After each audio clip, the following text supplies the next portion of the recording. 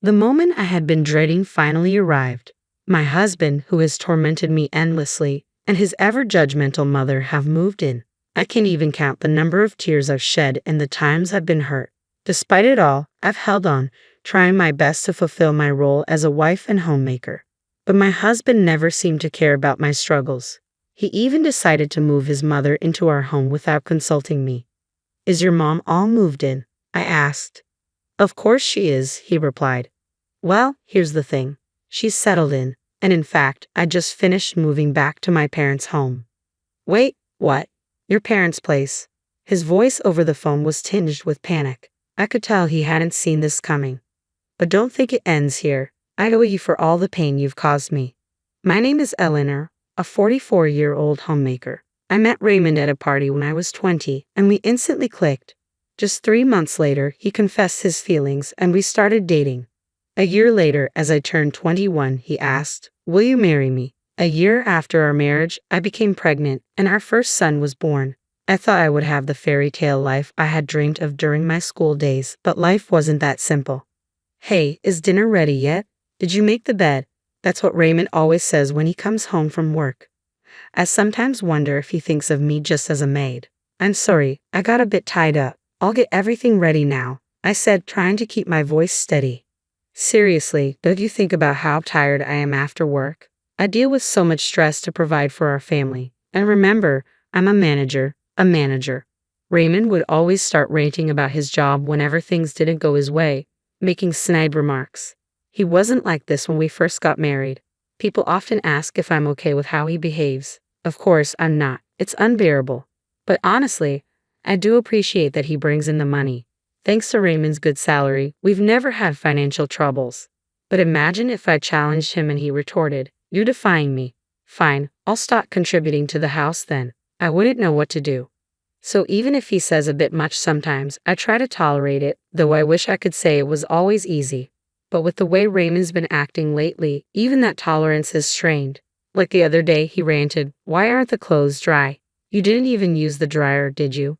I told you before I like my clothes feeling cozy. They need to be fluffy from the dryer." I had a lot on my plate with shopping and chores, so I didn't get to the dryer.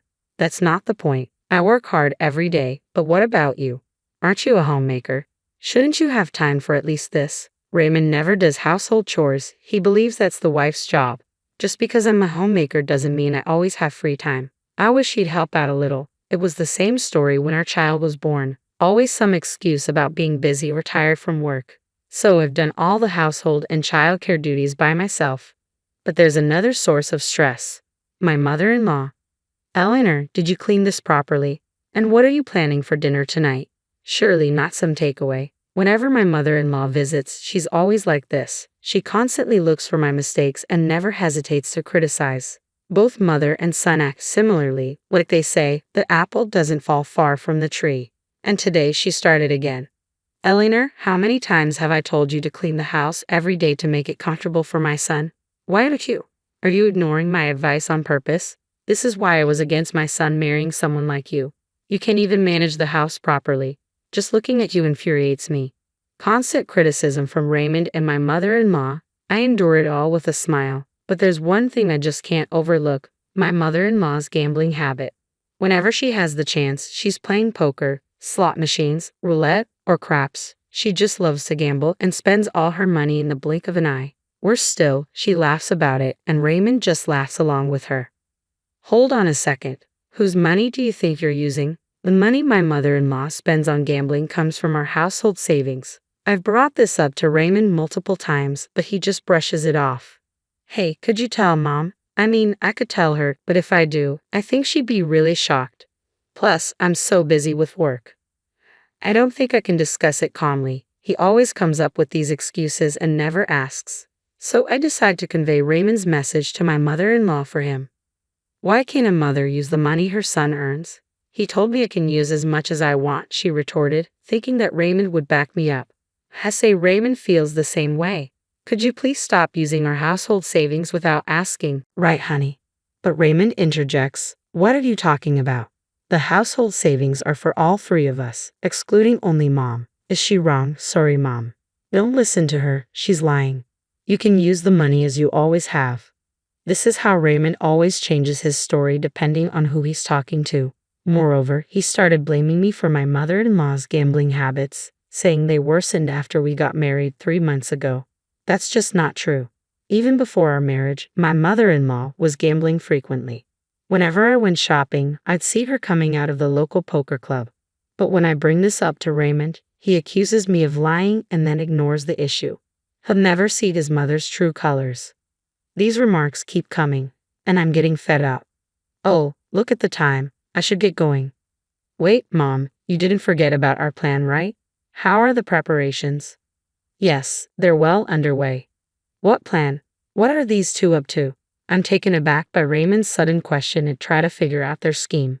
With that, my mother-in-law, humming a tune, leaves in high spirits. At last, she's gone. I think to myself. I look over, and Raymond is grinning from ear to ear, waving until his mother's out of sight. A week later, I finally understood the meaning behind Raymond's words about preparations. Have a good day, I say, but there's only a slam as usual. Raymond leaves for work without responding to my farewell. While most couples would greet each other with smiles, that warmth is long gone between us. I gaze out the window and see a neighboring family looking so happy as they walk by. I remember the days when my son and I used to go for walks just like that. Lost in my thoughts in the morning, the doorbell rings. Yes, who is it? Oh, it's you, mother-in-law. Wait, where's Raymond? I wasn't expecting her to show up today, especially not this early in the morning. Oh, something came up at his work, so he had to go in unexpectedly. I see. Why on earth is she here? She's not expecting to have breakfast with me, is she? No way she would think of doing that, or would she? A flurry of thoughts about my mother-in-law raced through my mind. Then she says, "Why are you standing there looking so blank? Get things ready." Ready for what? I haven't eaten anything since this morning. I'm hungry, so make me breakfast. And make sure this doesn't happen again.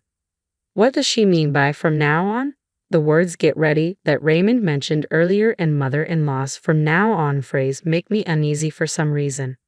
I had a terrible feeling about this, feeling anxious about their comments. Mother-in-law pressures me to make breakfast.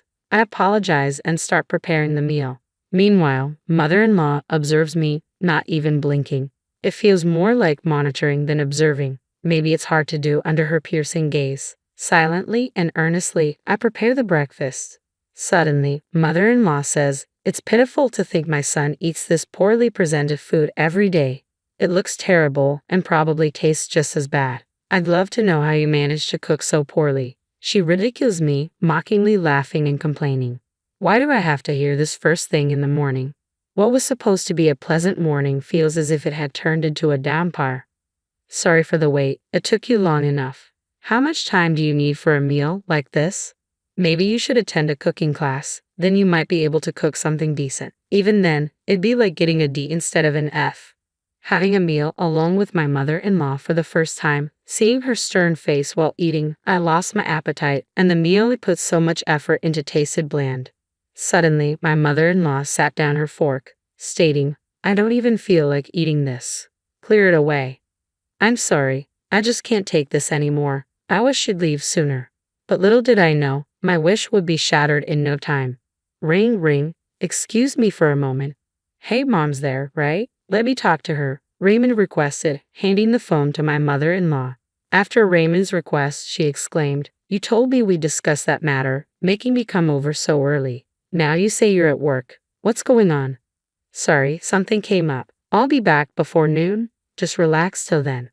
Hurry up. Being with her is just stressful. She ended the call with Raymond and returned the phone to me with a slight throw.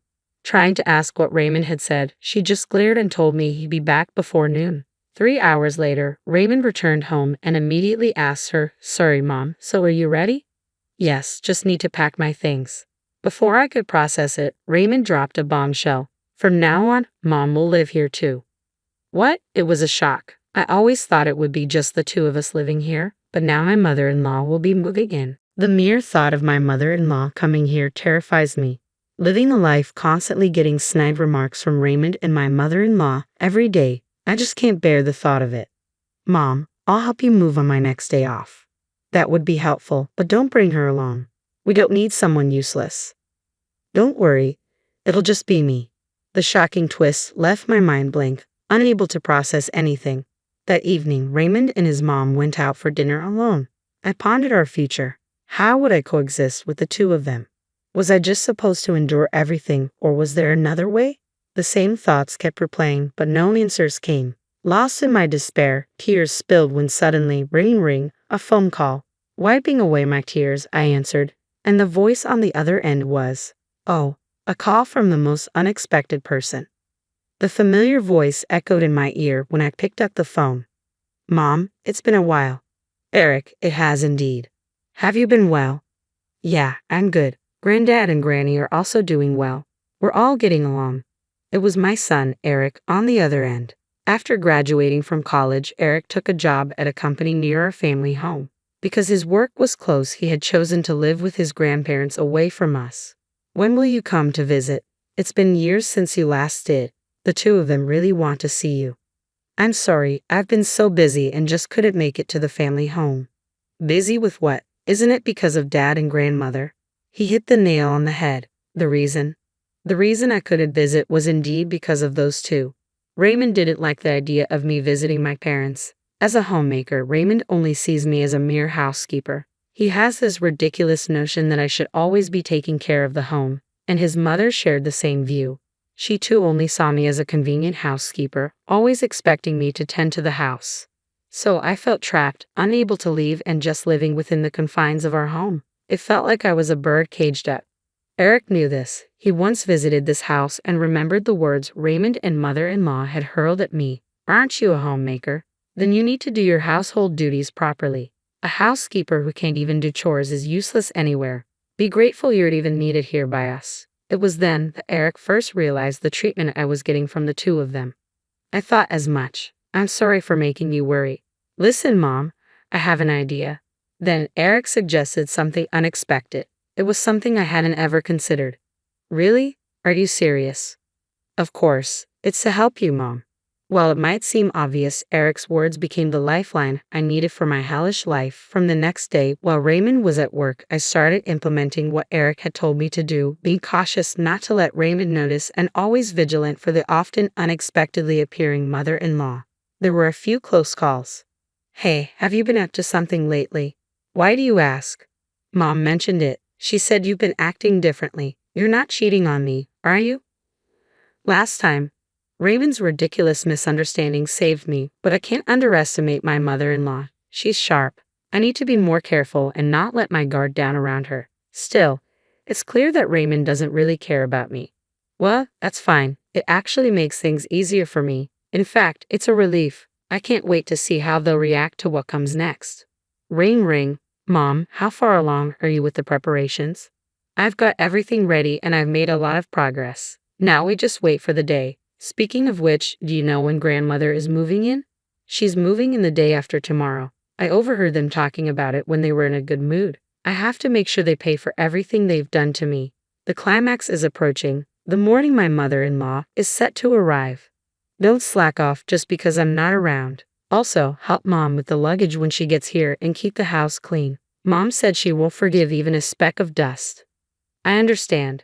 After seeing Raymond off, I start the final preparations. Then the doorbell rings. Good morning, Mom. Eric, I'm sorry, but can you help me? Of course, let's get this done quickly before Grandmother arrives. With Eric's help, we finalize everything, and 30 minutes later, we're ready. All right, let's go. I hop into Eric's car, and we head to a certain place. Ring ring.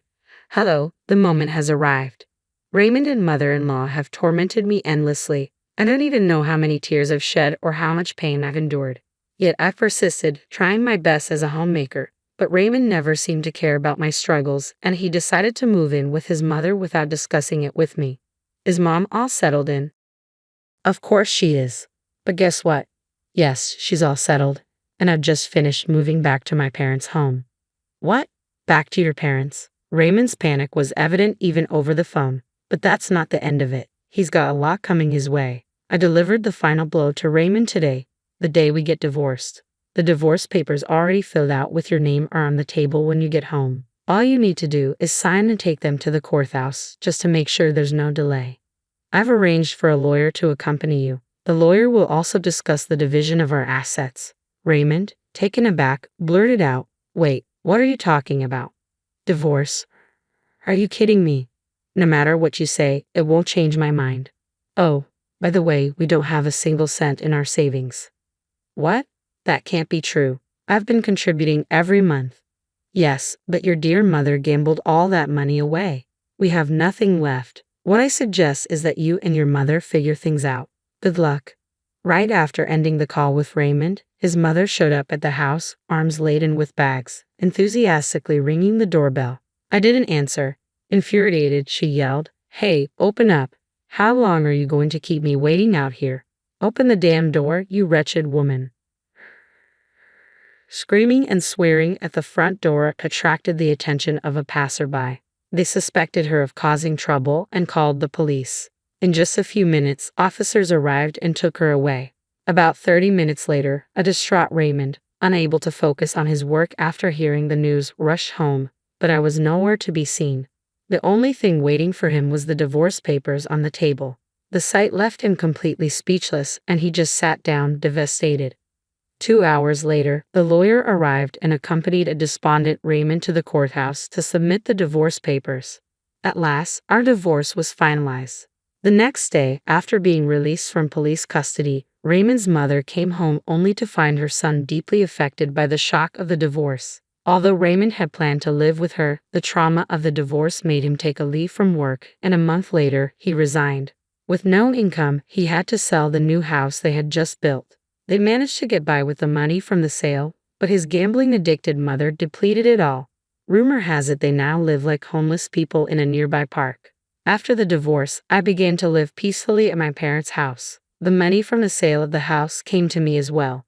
With that money, I commented, "This place is lovely." Yeah, it's a popular resort hotel these days. I was on vacation with my family, finally free from the nightmare. I could live my life on my own terms.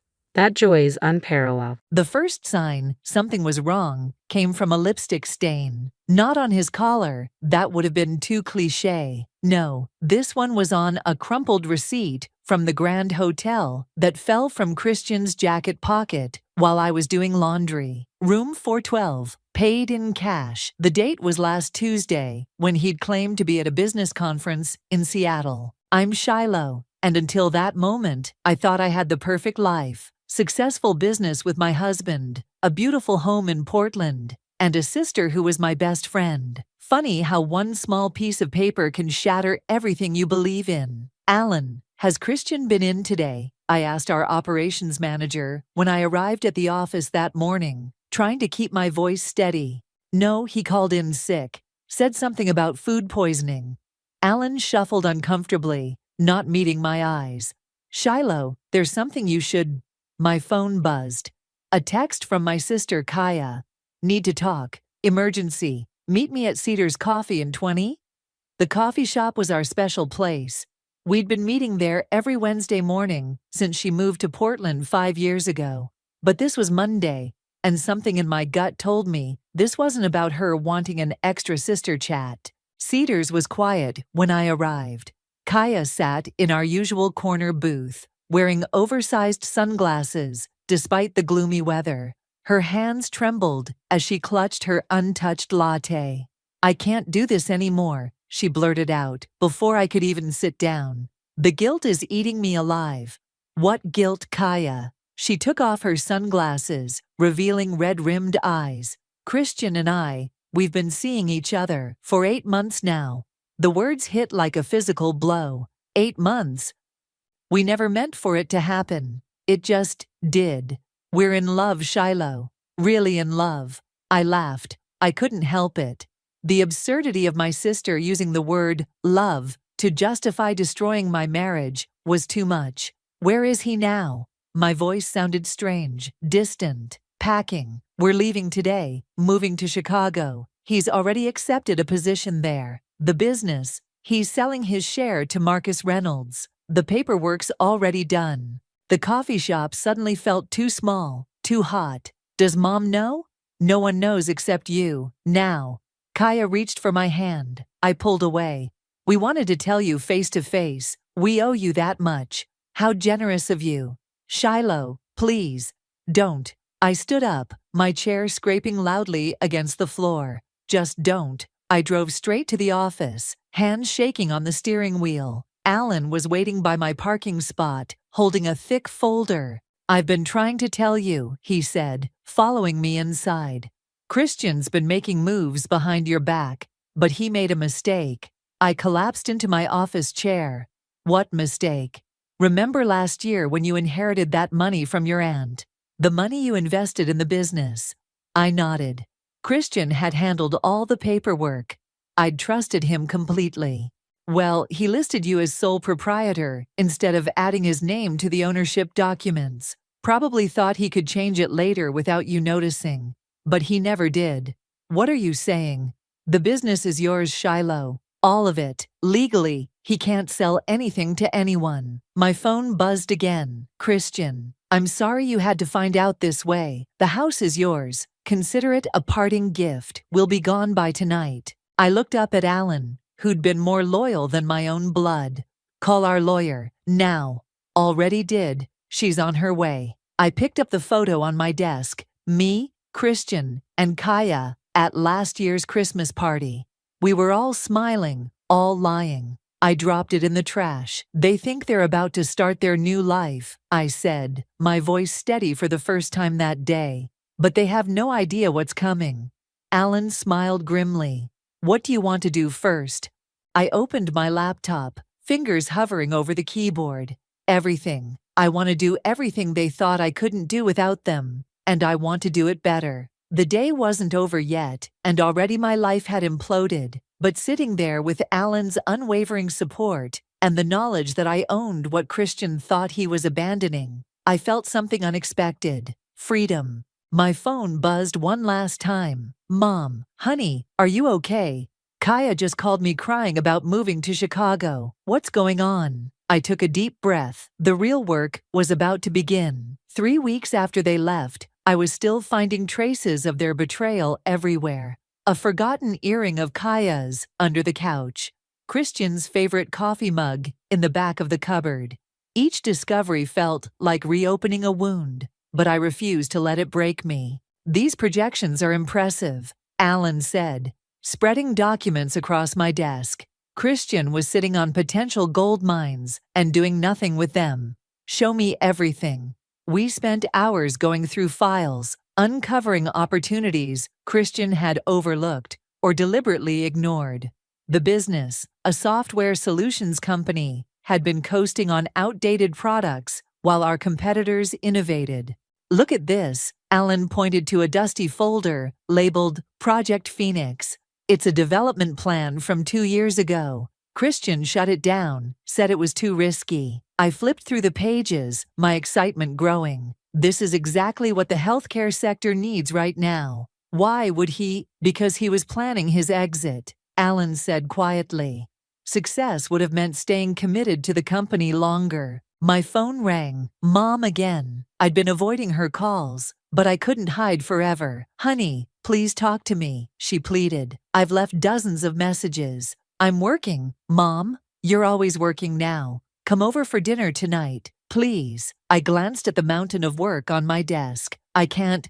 "Shiloh," Alan interrupted. "Go. The work will still be here tomorrow." 2 hours later, I sat in Mom's familiar kitchen, the smell of her lasagna filling the air. She placed a glass of wine in front of me and sat down. "Talk to me, baby." The whole story spilled out. The receipt, the coffee shop confession, the business ownership. Mom listened without interrupting, her face growing darker with each detail. "I'll never speak to her again," she declared when I finished. "Either of them. Mom, don't. They're dead to me. You're my daughter, and they hurt you." "I need you to stay neutral," I said, surprising myself, "because I'm about to make some big moves, and I don't want anyone to say I turned you against them." The next morning, my best friend Esme burst into my office, coffee in hand. "I just heard from Sarah, who heard from Mike, that Christian's new job fell through." "What?" "Apparently, the Chicago company withdrew their offer. Something about due diligence revealing issues."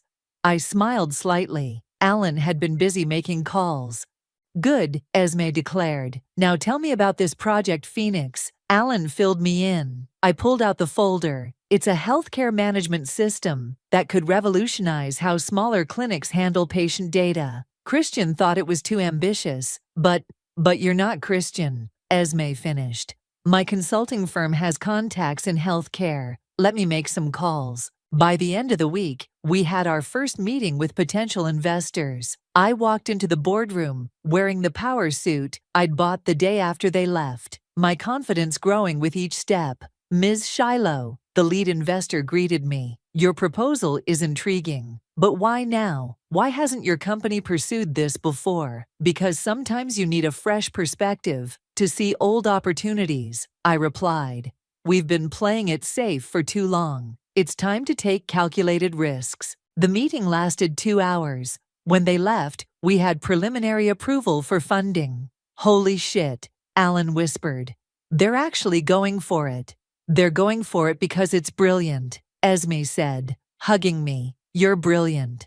That evening, as I was leaving the office, I found a small package on my desk. Inside was an old photo album. A note from our receptionist explained she'd found it while cleaning out Christian's old office. The photos showed the company's early days. Christian and me, young and excited, building our dream together. Except it hadn't been our dream at all. It had been mine, and he'd been planning his escape all along. I pulled out my phone and opened my banking app.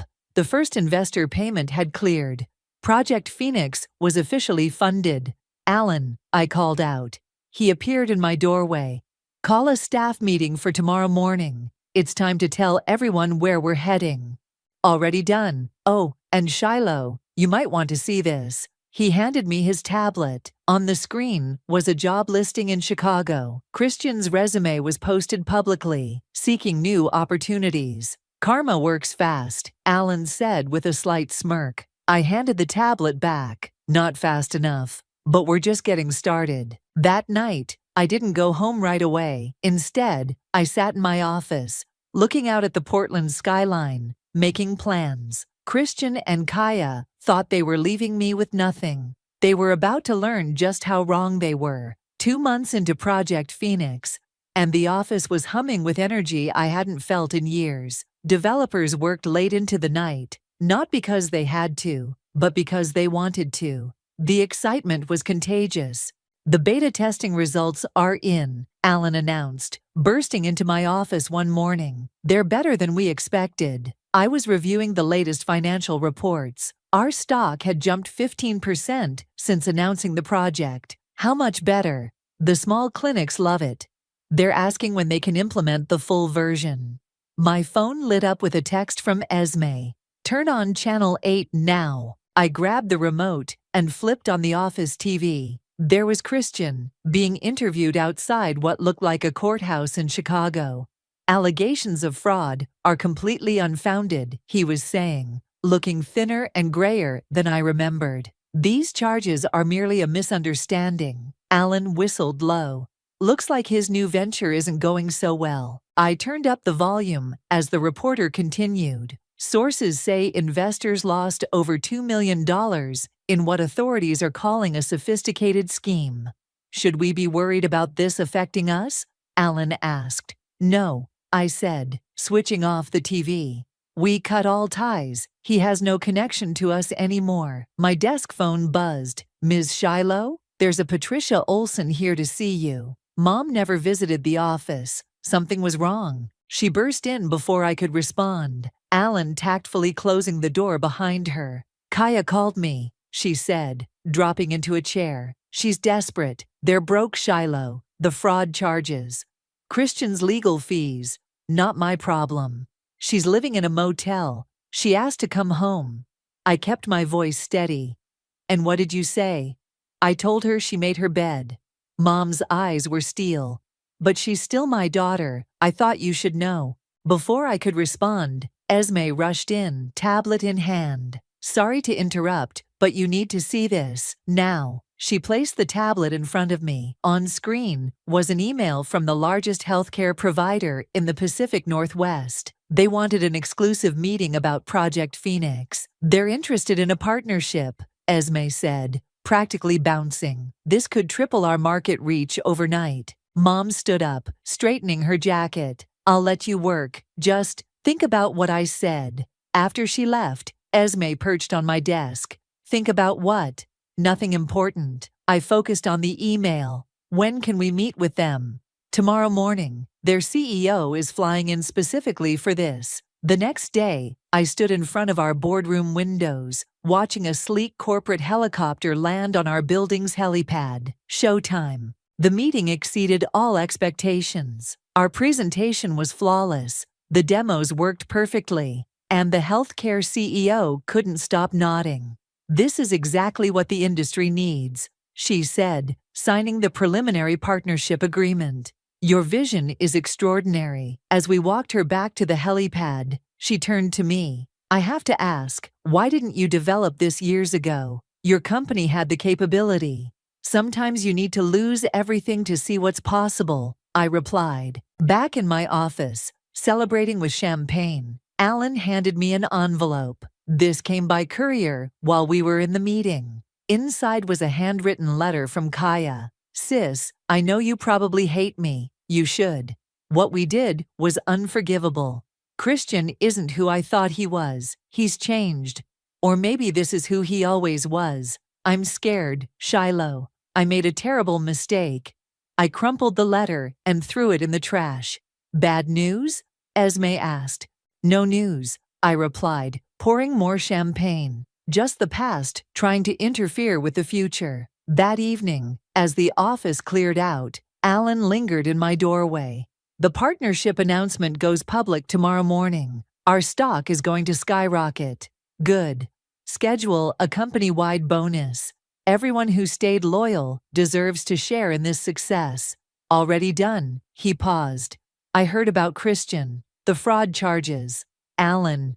Just saying, karma's a beautiful thing. I smiled, remembering Christian's face on the news. Yes, it is. My phone buzzed with another text from Mom. Kaya's back in Portland, staying at the Riverside Motel, room 116, just so you know. I deleted the message without responding. Let her stay there. Let her feel what it's like to lose everything. The city lights flickered on outside my window as dusk settled over Portland. Somewhere out there, my sister was probably crying in a cheap motel room while her world fell apart. Meanwhile, I was signing partnership deals worth millions. Ready to head out? Esme asked, code in hand. I looked at my desk, at the partnership agreement, at everything I'd built from the ashes they'd left behind. Actually, I said, I think I'll stay a bit longer. Tomorrow's going to be a big day. 6 months after the healthcare partnership, I barely recognized our company.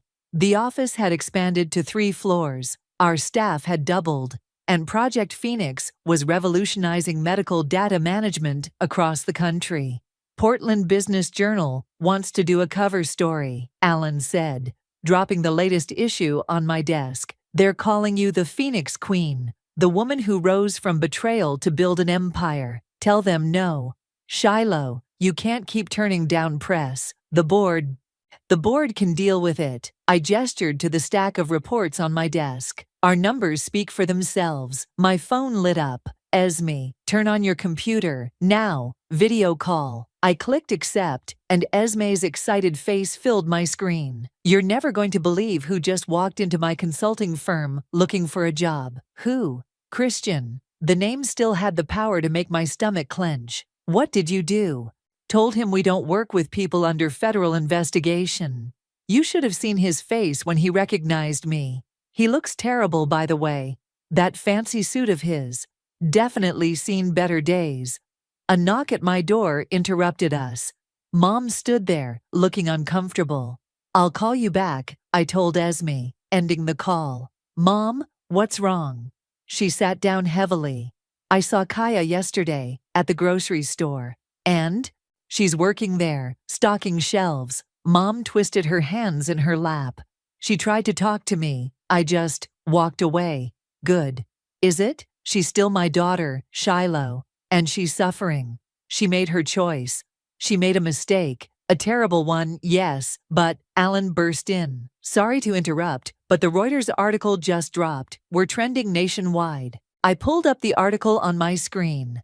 Software innovation transforms healthcare. How one woman's betrayal led to industry revolution. They're calling you an inspiration, Alan said proudly. The comments section is blowing up. Mom stood up. I can see you're busy. Just think about what I said. People can change. After she left, Alan lingered. Everything okay? Fine. What's next on the agenda? Board meeting in an hour. Quarterly projections are through the roof. Oh, and he hesitated. Christian's lawyer called. He wants to discuss a settlement. I laughed.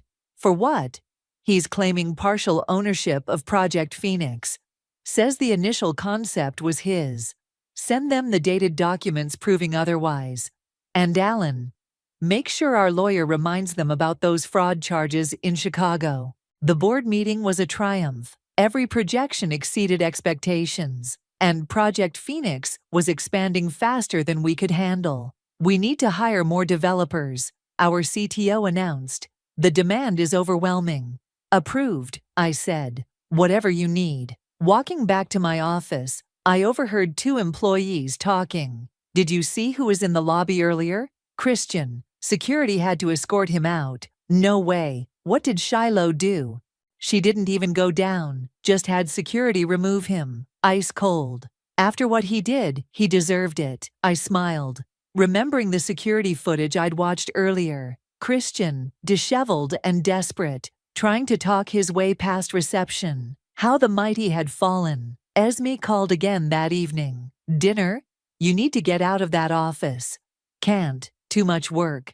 Shiloh, you're the talk of the tech world. You've won. Take a victory lap. This isn't about winning. No? Then what's it about? Before I could answer, my assistant buzzed in. Ms. Shiloh, there's a delivery for you. A large envelope sat on my desk. Inside was a magazine, Modern Bride. The subscription label showed Kaya's name, but her old address at my house. On the cover, a happy couple smiled beneath the headline, Fresh Starts, Beginning Again After Betrayal. My phone buzzed with a text from an unknown number. I see you're doing well. We should talk.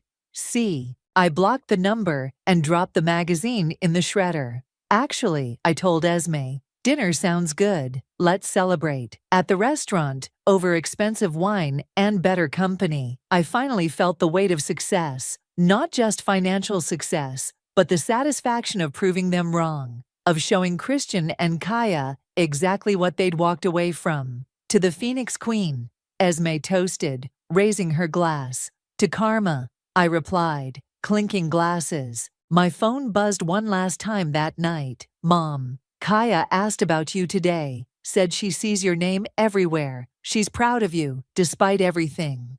I turned off my phone. Tomorrow would bring more victories, more growth, more proof that their betrayal had been the best thing that ever happened to me. Let them watch from the sidelines. Let them see exactly what they lost. The morning everything changed started normally enough. I was reviewing acquisition proposals when Alan rushed in, his face pale. Christian's been arrested. I looked up from my computer. What? It's all over the news. The Chicago fraud charges stuck. They're saying he could face up to 15 years. Before I could respond, my phone rang.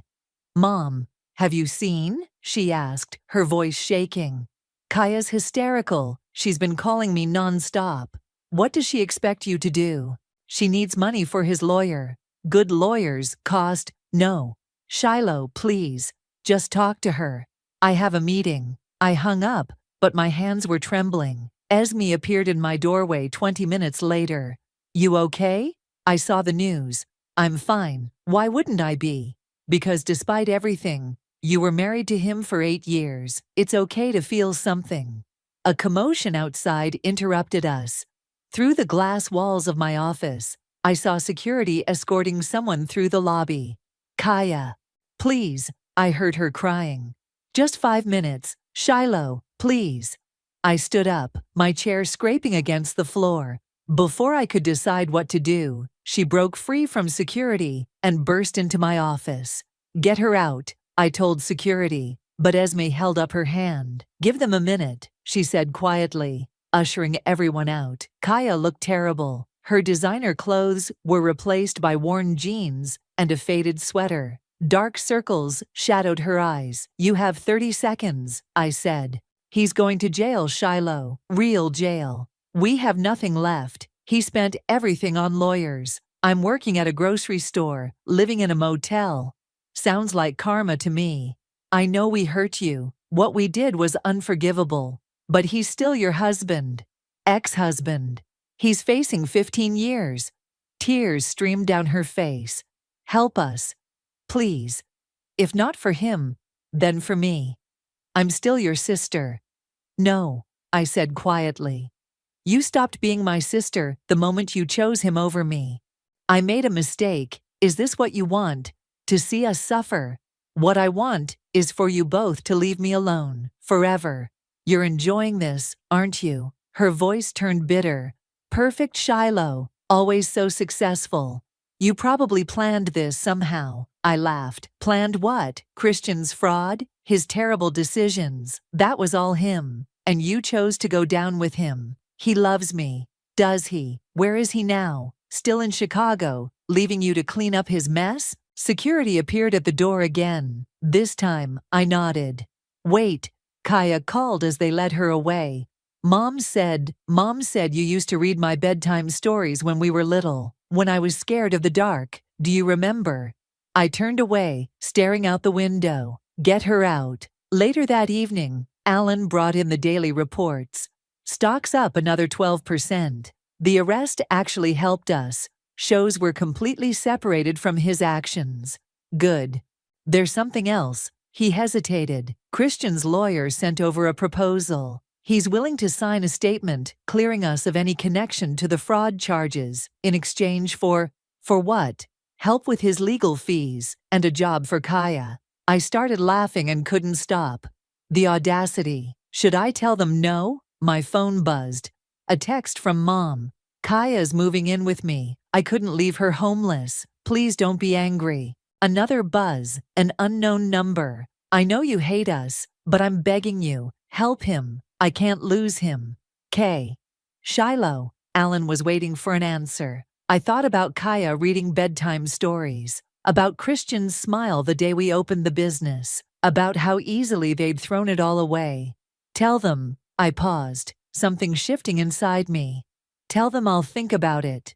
"Really?" "No." I straightened my spine. "Tell them exactly what Christian told me the day they left. Consider it a parting gift." After Alan left, I sat in my darkening office, watching the city lights come on. My phone kept buzzing with messages from Mom, from unknown numbers, from people trying to break through the walls I'd built. Esme's words echoed in my head. It's okay to feel something. But what was I feeling? Satisfaction? Revenge? Or something else? Something that felt uncomfortably like emptiness. A final text came through. "Mom again.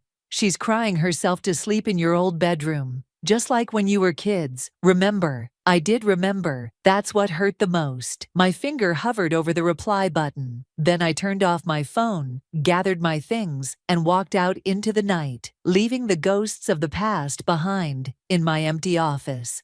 "You're going to meet them?" Esme nearly choked on her coffee. After everything, I stared at the email on my screen. Christian's lawyer had been persistent, and after 2 weeks of messages, I'd finally agreed to a meeting. "Not for them," I said. "For me. I need to look them in the eye one last time." "Want me there?" "No, but stay close." The meeting was set for noon at my lawyer's office, neutral ground. I arrived early, watching through the window as a taxi pulled up. Christian stepped out first, handcuffed, accompanied by 2 officers. His designer suits were replaced by department store clearance. Kaya followed, clutching a manila envelope. "Remember," my lawyer whispered as they were led in. "Don't sign anything. Don't agree to anything." Christian looked older, grayer. Prison waiting had aged him years and months. Kaya wouldn't meet my eyes. "Thank you for meeting us," Christian's lawyer began. "Make it quick." Christian cleared his throat. "Shiloh, I know we hurt you." "Is that what you call it?" "I made mistakes, terrible mistakes. But there's something you need to know about Project Phoenix." I sat up straighter. "What about it?" The original concept, it wasn't entirely mine to abandon. Kaya finally looked at me. Show her. She slid the manila envelope across the table. Inside were old documents, dated 3 years ago. Project Phoenix proposals, but with a crucial difference. They had my signature on them. I don't understand, I said. You were sick that week, Christian said quietly. Food poisoning. You signed a bunch of documents from home without really reading them. I buried these ones. Why? Because Project Phoenix was your idea originally. You mentioned it at dinner one night. Revolutionizing healthcare data management. I took your idea, developed it in secret, then killed it because you were already planning to leave, I finished. If it had succeeded then, you would have gotten the credit. I couldn't let that happen. My lawyer leaned forward. Are you admitting to corporate sabotage? I'm admitting I was wrong, Christian said. About everything. The project. Kaya, you. Don't, I warned. Shiloh, Kaya spoke up. We're not asking for money anymore, or jobs. We needed you to know the truth. The truth, I laughed bitterly. The truth is you both betrayed me. The truth is you watched me suffer and walked away. The truth is I never deserved you, Christian interrupted. Either as a wife or a business partner, I was jealous of your vision, your drive. So I tried to destroy it. And when that didn't work, I tried to steal your sister's love instead. It wasn't love, Kaya said softly. It was rebellion, against always being the lesser sister, the screw-up. I wanted to take something that was yours, just once. Well, congratulations, you did. And look where it got us. She gestured to Christian's handcuffs. While you took my betrayal and turned it into an empire. Are we done here? I asked my lawyer.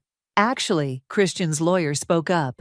We have a proposal. These documents prove Mr. Lewis committed corporate espionage. In exchange for not pressing charges, he's willing to make a full statement clearing your company of any connection to his fraud cases. I stood up. Keep your proposal. Keep your confession. Keep your guilt. I don't need any of it. Shiloh, wait. Kaya called as I reached the door.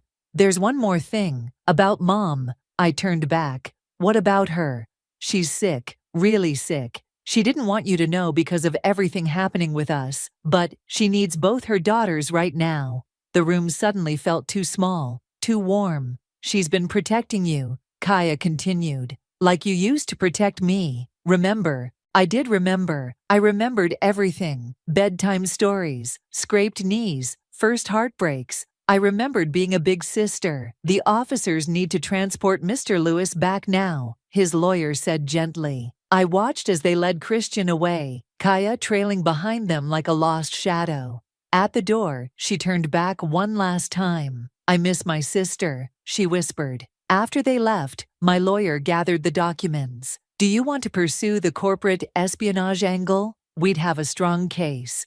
I thought about Mom, sick and trying to protect everyone. About Kaya, broken but finally honest. About Christian, paying for his choices in ways I hadn't even planned. No, I said finally. I think karma's done enough damage already. My phone buzzed. Esme, you okay? I looked at the documents proving Project Phoenix had been mine all along. Proof I'd never needed, because deep down, I'd always known my own strength. I will be, I texted back. Then I called Mom. The hospital waiting room was too quiet. Mom's surgery was scheduled for 8, but I'd been here since 6, watching nurses rush past and families huddle in corners. Here, Esme handed me a coffee. Any word? Still in pre-op. I checked my phone. 3 missed calls from Kaya. Are you going to tell her you're here? Before I could answer, the elevator doors opened. Kaya stepped out, stopping short when she saw me. What are you doing here? She asked. Same as you. She's my mother, too. We sat on opposite ends of the waiting area, the silence heavy between us. A nurse approached with forms. Family of Patricia. I'm her daughter, we said simultaneously. The nurse looked between us. We need some medical history information. I'll do it. Kaya stood up. No, I interrupted. Mom's allergic to penicillin. You always forget that. Ladies, the nurse said firmly. Perhaps you could both help? Working together, we filled out Mom's forms. It was strange, sitting next to Kaya, our shoulders almost touching as we wrote, like muscle memory, remembering how to be sisters. Christian's sentencing is next week, she said quietly, as the nurse left. I know. 5 years. They reduced it for cooperation. Good for him. I'm not going with him, she blurted out. When he gets out, we're not, Kaya. Family of Patricia. A doctor appeared, still in surgical scrubs. We both jumped up. The surgery was successful, but there were complications. She's asking for both of you. Mom looked small in the hospital bed, tubes and monitors everywhere. Her eyes lit up when we entered. My girls, she whispered. Together. Don't talk, Mom, I said, taking her hand. Need to. Her voice was raspy. Need you both to listen. Kaya took her other hand, and Mom squeezed our fingers together. Life's too short, she said. For hate, for regret. Promise me. Mom, please rest, Kaya pleaded. Promise me you'll try to be sisters again. The monitors beeped steadily as silence filled the room. Finally, I spoke. I can't promise that. Shiloh, Mom started. No, let me finish. I can't promise we'll be sisters again. But, I looked at Kaya, I can promise to try to forgive. Tears rolled down Kaya's cheeks. I don't deserve it. No, you don't. But Mom does. A nurse came in to check Mom's vitals, and we stepped into the hallway. Kaya wiped her eyes. I filed for divorce yesterday, she said. Christian doesn't know yet. Why are you telling me this? Because you were right, about everything. He didn't love me, he just wanted to hurt you. My phone buzzed. Alan, board meeting in an hour. Critical decisions needed. Go, Kaya said, reading my expression. I'll stay with her. I can't leave. Yes, you can. You built an empire. Go run it. I'll text you any updates. I hesitated at the elevator. Kaya? Yeah. Mom's allergic to morphine too. Don't forget to tell them. She nodded, a ghost of our old connection passing between us. The board meeting was tense. Our biggest competitor was making a move to acquire us. It's a generous offer, the CFO argued. It's not about money, I replied. It's about legacy, about building something that lasts. Like family, Alan whispered beside me. My phone lit up with a text from Kaya. Mom's awake, asking for you. Meeting adjourned, I announced. We're not selling, ever. Back at the hospital, I found Kaya in the cafeteria. Coffee? She offered. Thanks, I sat down. Remember when we were kids and Mom had her appendix out? We stayed in the waiting room all night. You were scared. You told me stories until I fell asleep. We sat in silence, sipping bad hospital coffee. I'm moving back to Seattle, she said finally. After Mom recovers, fresh start. Good. Shiloh, thank you for not pressing charges about Project Phoenix. For not destroying us completely when you could have. I didn't do it for you. I know, you did it for you, because you're stronger than both of us. My phone buzzed again. The competitor's final offer, even higher than before. Excuse me, I said, standing. I need to make a call. Go ahead. Kaya smiled sadly. You built something amazing from our betrayal. Don't let anyone take that from you. I walked to the window, looking out at the city where I'd lost everything and found myself. Behind me, my sister waited. In front of me, my empire beckoned. Sometimes the hardest part of winning isn't the victory itself. It's deciding what to do after you've won. The answer is still no, I told the board, closing my laptop with finality. We're not selling. Through my office window, I could see Mom walking in the garden of her rehabilitation center, Kaya steadying her arm. The autumn leaves were turning, matching Mom's new copper wig. My phone buzzed. Alan. Christian's sentencing is in an hour. Thought you should know. I grabbed my coat. Meeting adjourned. The courthouse was packed with reporters. I slipped in the back just as the judge began speaking. Christian stood at the front, shoulders slumped. Kaya wasn't there. 5 years, the judge announced. with possibility of parole after 3. As they led him away, Christian's eyes met mine. I didn't look away. He nodded once, understanding passing between us. Not forgiveness, but acknowledgement. An ending. My phone lit up. Kaya, Mom's asking for you. Says it's important. I found them in the garden. Mom looking stronger than she had in weeks. Sit. She patted the bench beside her. Both of you. Mom, if this is another attempt at… Quiet, Shiloh. Listen. She pulled out an old envelope. I found this while cleaning out the attic. It's from when you girls were little. Inside was a crayon drawing. 2 stick figures holding hands. Best sisters forever. Written in wobbly children's handwriting. Kaya drew this, Mom said. The day Shiloh defended her from bullies at school. Mom, please. I'm not finished. She pulled out another paper. And this is from last week. It was a news article about Project Phoenix, but with handwritten notes in the margins. Kaya's handwriting. She did it. She really did it. I'm so proud. You've been writing about me? I asked Kaya. She blushed. Every success, every milestone. I kept track of all of them. Why? Because you're still my sister, even when I didn't deserve to call you that. Mom took our hands, just like in the hospital. Life gave you both second chances. What you do with them is up to you. My phone buzzed. Esme, competitor's final deadline in an hour. Need your answer. Go, Mom said. But remember what matters. Back at the office, Alan was waiting with the contract. They've offered 20% above market value. It's unprecedented. I stared at the signature line, thinking about second chances, about choices. Call them, I said. To accept? To tell them I'm buying them instead. His jaw dropped. What? Project Phoenix isn't just software anymore. It's about healing, about fixing what's broken. I smiled. Tell them I'll give them 10% above their last offer, but we maintain controlling interest. That's brilliant. No, I said. That's karma. That evening I drove to Mom's rehab center one last time. She was moving home tomorrow, strong enough to manage on her own again. Kaya was packing Mom's things when I arrived. Seattle's going to be good for you, I said. How did you… Mom told me about the job offer, the fresh start. She folded a sweater carefully. I'm scared. Good. Fear means you're growing. Like you did after we left. No, I sat down. I didn't grow because you left. I grew because I chose to. She nodded, understanding. The company, I saw the news about the acquisition. Congratulations. Thanks, I hesitated. You know, we're expanding to Seattle. Her hands stilled. Oh? The healthcare network there needs Project Phoenix. We'll need someone who knows the system, someone looking for redemption. Shiloh. Entry-level position, no favors.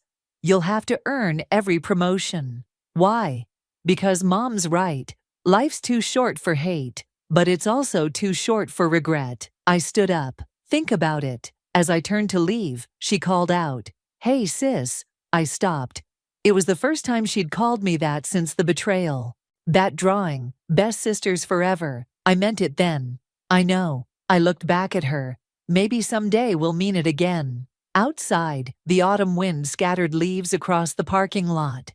My phone buzzed with another message about the acquisition, but for once, I didn't check it immediately. Instead, I thought about a little girl drawing stick figures, about a woman tracking her sister's successes, even through shame, about a mother's love strong enough to bridge any divide. Sometimes the greatest victory isn't in destroying your enemies, but in choosing not to. Sometimes healing comes not from forgiveness, but from the willingness to try. I got in my car and drove toward tomorrow, leaving the past where it belonged, behind me, but not forgotten. Just forgiven enough to move forward. The last person I expected to see standing next to my mother at my father's funeral was my ex-husband. Yet there he was, his arm wrapped possessively around her waist, as if he belonged there. I'm Camilla, and this is how my mother announced her marriage to Dexter, the man who nearly destroyed my life, at my father's funeral. The funeral home buzzed with whispers as mourners filed past my father's casket. I stood greeting them mechanically, my black dress feeling too tight, too restrictive. Trinity, my best friend, hadn't left my side since morning, her steady presence keeping me from completely falling apart. "Your father was a great man," another faceless guest murmured, squeezing my hand. I nodded, the words washing over me like waves I couldn't quite feel anymore. "Camilla." My mother's voice cut through the murmur of the crowd. "A word, please." I turned to face her, noting how perfectly coiffed her hair was, how precisely applied her makeup remained, despite the tears she'd shed earlier. Dexter stood slightly behind her, and my stomach lurched at the sight of his familiar smirk. "What is he doing here?" I hissed, keeping my voice low to avoid causing a scene. "That's what I need to discuss with you." My mother's perfectly manicured hand reached for Dexter's. "Your father knew about this, and he gave us his blessing before he passed." I felt Trinity's hand tighten on my arm. "Knew about what exactly?" My voice sounded distant, even to my own ears. "Dexter and I were married last month," my mother announced, her chin lifting slightly. "We wanted to wait until after the funeral to tell everyone, but I thought you should know first." The room spun. I grabbed the nearest chair for support, my knuckles white against the dark wood. "You married my ex-husband, the man who—" "The past is the past, darling," my mother cut me off smoothly. "Your father understood that people can change." "Did he understand that Dexter embezzled money from his company?" I shot back, my voice rising despite my best efforts to contain it. "Or did you conveniently forget to mention that part?" Dexter stepped forward, his face a mask of concern that made my skin crawl. "Camilla, I know this is a shock, but don't." I held up my hand. "Don't you dare speak to me." My brother Leonardo appeared at my side, his face twisted with confusion. "What's going on?" "Ask our mother," I spat. "She's full of surprises today." The funeral director approached, his face pinched with worry. "Is everything all right here?" "Everything's fine," my mother assured him, but her eyes were cold when they met mine. "My daughter is just overwhelmed with grief." Trinity pulled me away before I could respond, leading me to a quiet corner of the room. "Breathe, Cam. Just breathe." "She knew," I whispered, the realization hitting me like a physical blow. "She knew what he did to me, to the company, and she married him anyway." "We'll figure this out," Trinity promised, her hand rubbing circles on my back. "But right now, we need to get through this funeral. Your father deserves that much." I nodded, straightening my spine. She was right. This was supposed to be about my father, about honoring his memory. Instead, my mother had turned it into her own twisted announcement party. As I walked back to my position near the casket, I caught sight of Dexter whispering something in my mother's ear, his hand resting possessively on her lower back, the same way he used to touch me before I discovered the truth about his schemes. Leonardo approached me again, his face serious. "Tell me what's really going on, Cam." "Not here," I murmured, watching as another group of mourners approached. "But trust me, Leo, this is worse than you can imagine." The rest of the funeral passed in a blur of handshakes and hollow condolences.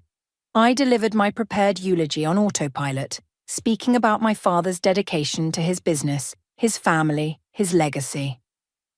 All the while, my mother sat in the front row, Dexter by her side, playing the part of the grieving widow perfectly. As the last of the mourners filed out, I felt something shift inside me. The numbness that had carried me through the day began to crack, revealing a white-hot anger underneath. My father might be gone, but I was still here, and I wouldn't let them destroy everything he'd built. Trinity squeezed my hand. "What are you thinking?" I watched my mother and Dexter walk to their car, their heads close together in conversation. "I'm thinking it's time for some truths to come out. All of them." "Whatever you need," Trinity said firmly. "I'm with you." I nodded, my jaw set. They thought they had won, that they could use my father's death to legitimize their betrayal. But they had no idea what was coming. Sometimes karma needs a little help, and I was more than ready to assist. 2 days after the funeral, I found myself standing in my father's office, surrounded by the remnants of his life. The leather chair still held the impression of his body, and his reading glasses lay folded on the desk exactly where he'd left them. "I can't believe she's not even here to help," Leonardo said, opening another file cabinet. "Too busy with her honeymoon, I guess." I snorted, rifling through a stack of papers. "Did you expect anything else from her?" "I still can't wrap my head around it," he admitted. "Dexter? Really? After everything he did to you?" "Everything he did to the company," I corrected, though the personal betrayal still stung. "Which is exactly why we need to find those financial records." Trinity walked in with 3 cups of coffee, setting them on the desk. "Remember that time Dexter almost had a heart attack when you accessed his laptop?" The memory hit me like a bolt of lightning. "That's it, his old laptop. Dad kept everything." I moved to the storage closet, pushing aside boxes until I found what I was looking for. The laptop was outdated now, but my father had insisted on keeping it after Dexter's hasty departure 3 years ago. "Will it even turn on?" Leonardo asked, peering over my shoulder. "One way to find out." I plugged it in and pressed the power button. The screen flickered to life. "Of course, Dad would use his birthday as the password," I muttered, typing in the numbers. The desktop appeared, filled with folders. Trinity leaned in. "Look at that one. DT Project Files." My hands shook as I clicked on it. Dozens of documents appeared, including a series of emails between Dexter and an offshore account manager. "Holy shit," Leonardo whispered, reading over my shoulder. He was siphoning money from the company's innovation fund, the same fund that was supposed to develop my automated trading algorithm, I said, my voice tight. The one Dad said wasn't profitable enough to pursue. Trinity touched my arm. "Cam, look at this email thread." The messages revealed something even worse. My mother had known about the embezzlement for months before I discovered it. She'd helped cover it up, all while watching me struggle to prove my worth to my father. "I need some air," I announced, pushing back from the desk, but before I could stand, the office door opened. "What are you doing in here?" My mother stood in the doorway, Dexter right behind her. "Cleaning out Dad's office," I replied coolly. "Something you should be helping with instead of playing newlywed." Dexter's eyes locked onto the laptop. "Is that your old laptop?" "Yes." I turned the screen toward them. "Want to explain these emails?" My mother's face hardened. "Those files are company property. You have no right." "I have every right." I stood up, anger burning through my veins. "I'm on the board now, remember? Dad made sure of that before he died." "A decision he clearly made while not thinking clearly," my mother snapped. "Like giving his blessing to your marriage?" Leonardo interjected. "Did he even know, Mom?" "Really? A flicker of something. Guilt, fear, crossed her face before disappearing. "What's done is done. Dexter and I are married, and we both have the company's best interests at heart." "Like you had my best interests at heart when you helped him steal my innovation," I demanded. "When you watched him take credit for my work." "You were never ready for that kind of responsibility," she said dismissively. "You're too emotional, too impulsive." "That's rich coming from someone who married her daughter's ex-husband." Dexter stepped forward, his face a mask of concern. "Camilla, I know you're hurting." "Don't," I held up my hand. "Don't pretend you care. These emails prove exactly who you are." "If you pursue this," my mother warned, "you'll destroy everything your father built." "No," I corrected her. "I'll protect everything he built from people like you." Trinity moved to stand beside me while Leonardo crossed his arms, positioning himself between us and them. "Think carefully about your next move," Dexter said, his voice low. "Some stones are better left unturned." "Is that a threat?" I asked, my voice steady despite my racing heart. "It's advice," my mother replied. "From someone who loves you." I laughed, the sound harsh in the quiet office. "Love? You don't know the meaning of the word." They left shortly after, but their threats hung in the air like smoke. I sat back down at the laptop, my hands steady now as I began copying files. "What are you going to do?" Leonardo asked. I looked at the email thread, at the evidence of their betrayal laid bare in black and white. "I'm going to finish what Dad couldn't. I'm going to clean house, Trinity squeezed my shoulder. Whatever you need, we're here. I nodded, already formulating a plan. They thought they could intimidate me into silence, but they'd forgotten one crucial detail. I was my father's daughter, and I'd learned from the best how to fight dirty when necessary. The company's IT department wasn't hard to access with my board member credentials. At 7 a.m., before most employees arrived, I sat with Marcus, our head of cybersecurity, reviewing years of archived data. These access logs are interesting, Marcus said, pointing to his screen. Someone used your login credentials to access the Innovation Fund database multiple times in 2020, usually between 2 and 4 a.m. That wasn't me. I leaned closer. I was in Singapore during those dates, developing the trading algorithm prototype. Marcus nodded. And look at this IP address. It traces back to Dexter's home network. Trinity, who'd been taking notes, looked up. Can you prove he stole your credentials? Better than that, Marcus typed rapidly. I can prove he used your prototype code to develop what he claimed was his own trading system. The timestamps match perfectly. My phone buzzed. A text from Leonardo. Mum's heading to the office. Heads up. Print everything, I told Marcus, and backup copies to my secure drive. We barely had time to collect the documents before my mother's heels clicked down the hallway. She burst into the IT department, her face flushed with anger. What do you think you're doing? She demanded. I held up my board member ID. My job. Investigating potential security breaches. You're accessing restricted files without authorization. Actually, Marcus interjected, as a board member, Ms. Camilla has full clearance for these files. My mother's eyes narrowed. Marcus, give us the room. Once we were alone, she dropped her polished facade. Stop this witch hunt immediately. Or what? I challenged. You'll marry another one of my exes. You ungrateful child, she hissed. Everything I've done has been to protect this company. By protecting a thief? By helping him steal my work? Your work? She laughed coldly. You mean your father's investment? His resources? His reputation that made it all possible? I spent 2 years developing that algorithm, I shot back. While you and Dexter were busy planning how to steal it, we did what was necessary, she said. The board would never have accepted the innovation from you. You were too young, too inexperienced. So you let Dexter take credit instead? Your daughter's husband? Ex-husband, she corrected.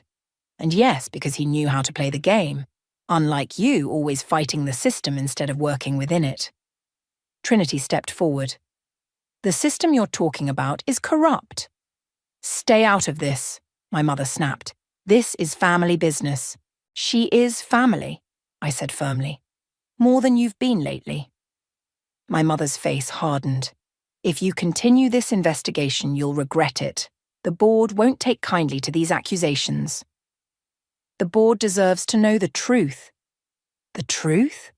She moved closer, her voice dropping to a whisper. The truth is your father knew about everything. He approved it all. The words hit me like a physical blow. You're lying. Am I? She pulled out her phone, showing me an email. He signed off on transferring your project to Dexter. He knew you weren't ready. I stared at the email, my father's signature clear at the bottom. Why? Because he understood what was best for the company, for the family. She touched my arm. Like you need to understand now. I jerked away from her touch. Don't. Think about it, Camilla. If this comes out, it won't just hurt Dexter and me. It'll destroy your father's legacy. Is that what you want? Before I could respond, Leonardo appeared in the doorway. Everything okay here? Perfect, my mother said, smoothing her skirt. Your sister and I were just discussing family loyalty. She left, her perfume lingering in the air like a toxic cloud. I slumped against the desk, the weight of her revelation crushing me. What did she say? Trinity asked softly. My father knew, I whispered. He helped them steal my work. Leonardo shook his head. There has to be more to it. Dad wouldn't... Wouldn't what? Betray me? I laughed bitterly. Apparently that's our family specialty. Marcus cleared his throat from the doorway. Ms. Camilla, there's something else you should see. He pulled up another set of files on his screen. These were encrypted, but I managed to access them. They're from your father's private server. As I read through the documents, my hands began to shake. There was more to the story, much more. My father had been playing a longer game than any of us realized. "Oh my God," Trinity breathed, reading over my shoulder. I straightened up, new determination flooding through me. "Marcus, I need copies of everything. And I mean everything." "What are you thinking?" Leonardo asked. I looked at the documents, at the truth hidden within them. "I'm thinking it's time to play the game their way. Mom wants to talk about family loyalty. Let's see how she handles family justice." The encrypted files from my father's server painted a different picture than my mother's version of events. I spread them across my dining room table while Trinity and Leonardo helped piece together the timeline. "Look at this," Leonardo pointed to a dated memo. "Dad started documenting Dexter's suspicious activities 2 years ago." Trinity picked up another document. "And these notes about your mother's involvement, he knew she was helping Dexter." "But why let it happen?" I asked, shuffling through more papers. "Why not stop them?" A knock at the door made us all jump. Leonardo checked the security camera feed on his phone. "It's Dexter." "Perfect timing," I muttered, gathering the documents. "Let him in." Dexter strode in like he owned the place, his expensive suit and practiced smile a reminder of everything I'd once fallen for. "Camilla," he said smoothly, "we need to talk." "About how you stole my algorithm? Or about how you married my mother?" His smile didn't waver. "About how you're making a mistake that could hurt everyone involved." "Everyone involved in the theft, you mean?" He sat down uninvited. "Your father understood business. Sometimes the ends justify the means. Is that what you told yourself when you were sleeping with my mother while we were still married?" His facade cracked slightly. "How did you—" "Dad kept records," Leonardo cut in, tossing a dated photo on the table. It showed Dexter and my mother at a hotel, months before our divorce. "Your father was a practical man," Dexter recovered quickly. "He knew the company needed strong leadership." "And you think that's you?" I laughed. "A thief and a fraud?" "I think," he leaned forward, "that you're out of your depth. The board trusts me. They respect me." "They respect what they think you created," Trinity corrected. "What about when they learn the truth?" Dexter's eyes narrowed. "You have no proof." I pulled out my laptop, turning it to face him. "Actually, we do. Dad didn't just document your theft. He documented everything." The colour drained from his face as he watched the video playing on screen. Footage from my father's private office showing Dexter and my mother discussing their plan to steal my work. He was testing us, I realised aloud. All of us. Waiting to see who would prove worthy of his legacy. "You don't understand what you're dealing with," Dexter warned, standing up. "Your mother." "My mother chose her side," I cut him off. "Now I'm choosing mine." He moved toward me, but Leonardo stepped between us. "I think it's time for you to leave." "Think about what you're doing, Camilla," Dexter said from the doorway. "Some things can't be undone." After he left, Trinity touched my arm. "Are you okay?" "I'm better than okay," I said, pulling out more documents. "Look at this." The paper was dated just weeks before my father's death. A revised company charter giving the board power to remove any executive proven to have engaged in corporate espionage or theft of intellectual property. "Dad knew he was dying," Leonardo said softly. "He was setting up safeguards." "Not just safeguards," I corrected. "Insurance. He made sure the truth would come out one way or another." Trinity studied the charter. "The board meeting is next week. Are you ready for this? Ready to expose my mother and ex-husband's betrayal in front of the entire board?" I picked up my father's final letter, his words of encouragement giving me strength. "I've been ready for 3 years. Leonardo's phone buzzed. "Mum's calling." "Don't answer," I said. "Let her wonder, let her worry." "What if she tries to destroy the evidence?" Trinity asked. "She can't," I smiled. "Everything's already been sent to the board members' secure emails, set to unlock the morning of the meeting. Dad's final failsafe." "He really did think of everything," Leonardo marveled. Almost everything, I said, looking at the photo of Dexter and my mother. He didn't expect his wife to betray him like this. Or maybe he did, Trinity suggested. Maybe that's why he left you the means to expose them.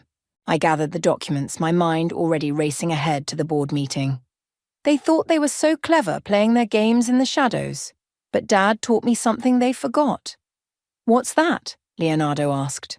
The truth always comes to light, I said, holding up the damning evidence. And karma? Sometimes it needs a helping hand. We spent the rest of the evening preparing for the board meeting, knowing that in 1 week everything would change. My mother and Dexter thought they'd won, thought they'd secured their position through betrayal and deceit. They were about to learn that my father's legacy wasn't just about business success, it was about justice. And I was my father's daughter, through and through. The day before the board meeting, my mother launched her counterattack. I was reviewing my presentation when Margaret, our head of HR, appeared at my office door. We need to talk, she said, closing the door behind her. Your mother just called an emergency executive committee meeting. I checked my watch.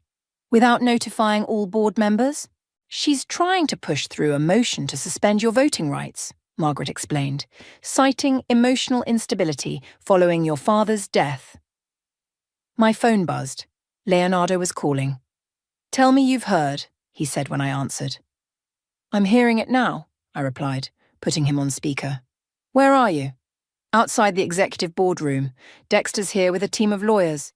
Trinity burst into my office waving her tablet. The encrypted emails just went out early. Someone tried to hack the system. That would be Dexter, I said, grabbing my laptop. Margaret, how long until the meeting starts? 20 minutes. They're gathering now? I pulled up the security feed of the boardroom. Sure enough, my mother sat at the head of the table, Dexter by her side, surrounded by men in expensive suits. They're trying to stop tomorrow's meeting before it happens, I realized. Trinity, call Marcus. Make sure the backup servers are secure. Already done, she replied. But Camilla, there's something else. The hack triggered a failsafe in your father's system. What kind of failsafe? She turned her tablet toward me. On the screen, dozens of additional documents were unlocking themselves, flooding the board members' inboxes with evidence of not just the algorithm theft, but years of financial manipulation. Dad really did think of everything, Leonardo said through the speaker. I grabbed my files. Margaret, can you get me into that meeting? She smiled. As head of HR, I'm required to be present for any vote regarding board member status, and I'm allowed to bring counsel. 10 minutes later, I walked into the boardroom with Margaret and Trinity flanking me. The conversations stopped dead. This is a closed meeting, my mother said sharply. Actually, Margaret stepped forward. Company bylaws require HR presence for any vote regarding board member status. Article 7, Section 3. And as the board member in question, I added, I have the right to defend myself. Dexter leaned forward. This isn't necessary, Camilla. We're only trying to help. Help yourselves, you mean? I connected my laptop to the room's display system. Like you helped yourself to my algorithm? That's enough, my mother stood. You're proving our point about your emotional state. Am I? I clicked a button and the screen filled with evidence. Because these documents tell a different story. One of the lawyers cleared his throat. What exactly are we looking at? Proof of intellectual property theft, I said, along with evidence of a long-term conspiracy to defraud the company. These documents weren't meant to be released yet, Dexter said quickly. They're part of a malicious, part of my father's fail-safe system, I corrected, triggered by your attempted hack of the company's servers an hour ago. The room erupted in murmurs as board members checked their phones, finding their inboxes full of damning evidence. This is ridiculous, my mother declared. These documents could be fabricated. Like your marriage license? I projected it onto the screen. Dated 3 months before Dad's death, not after like you claimed. The colour drained from her face. How did you... Dad kept records of everything, I said, including your hotel meetings with Dexter while he was still my husband. One of the board members stood up. I moved to postpone this vote pending review of these new documents. Seconded, Another called out. My mother's carefully constructed facade began to crack. You have no idea what you're doing. Actually, I do. I played the video of her and Dexter planning the theft. I'm finishing what Dad started. Your father, Dexter began. My father knew everything. I cut him off. He documented everything, and he made sure the truth would come out. The lawyers huddled together, whispering urgently. Board members were already leaving the room, phones pressed to their ears. Tomorrow's board meeting will proceed as scheduled, Margaret announced. All voting rights remain intact. My mother grabbed my arm as I turned to leave. You'll regret this. I pulled free of her grip. No, Mom, you'll regret underestimating me, just like you underestimated Dad. Outside the boardroom, Trinity hugged me tight. That was amazing. It's not over yet, I reminded her. Tomorrow's the real battle. Leonardo joined us, grinning. Did you see their faces when that video played? I checked my phone. More documents were still unlocking, revealing deeper layers of deception. Dad didn't just leave us a way to expose them, I realized. He left us a way to take back everything they stole. Ready for tomorrow? Trinity asked. I watched my mother and Dexter through the boardroom windows, their perfect world crumbling around them. More than ready? It's time for justice. The morning of the board meeting, I found a manila envelope on my doorstep. Inside was a single photograph, my father and me at my college graduation, both of us beaming at the camera. On the back, in my mother's handwriting, "Don't do this to his memory." Another attempt at manipulation, Trinity said, examining the photo over coffee in my kitchen. She's getting desperate. She should be. Leonardo walked in, straightening his tie. The shareholders are already calling for an emergency meeting. My phone buzzed with a text from Marcus. Dexter tried to access the servers again last night. Everything's secure. They're running out of options, I said, gathering my presentation materials, which makes them dangerous. We arrived at the company headquarters an hour early. The lobby was already buzzing with activity, board members and executives arriving in groups, whispering among themselves. Camilla. Dexter appeared beside me as I waited for the elevator. We need to talk, privately. Anything you have to say, you can say in front of everyone at the meeting. Please, his voice cracked slightly. 5 minutes. I nodded to Trinity and Leonardo to go ahead. 5 minutes. Dexter led me to a quiet corner of the lobby. Your mother is devastated. Devastated she got caught, you mean? She loves you, he insisted. Everything she did was to protect the company, your father's legacy. By stealing my work? By marrying my ex-husband? He ran a hand through his hair. It's complicated. Actually, it's very simple. I pulled out my tablet. You stole my algorithm. You and my mother conspired to push me out. And now you're both going to face the consequences. I can make this right, he said quickly. I'll give you credit for the algorithm, full credit. We can say it was a collaborative project. I laughed. You really don't get it, do you? This isn't about credit anymore. Then what do you want? Money? A bigger position in the company? I want justice, I said simply. For me, for my father, for every person you've stepped on to get where you are. His face hardened. Your mother was right. You are too emotional for business. No, I corrected him. I'm just not willing to sacrifice my integrity for it. The elevator dinged, and board members poured out. Among them was my mother, looking perfectly composed, despite everything. Last chance, Dexter warned. Think about what this will do to the family. I am thinking about family, I replied, just not the way you define it. The boardroom was packed when I entered. Trinity had set up my presentation and Leonardo sat ready with the additional documentation. Marcus stood by the tech console, ensuring no last-minute technical difficulties would interrupt us. My mother took her seat at the head of the table. Before we begin, I'd like to address the disturbing allegations that have been circulating. Actually, one of the senior board members interrupted. We'd like to hear from Camilla first.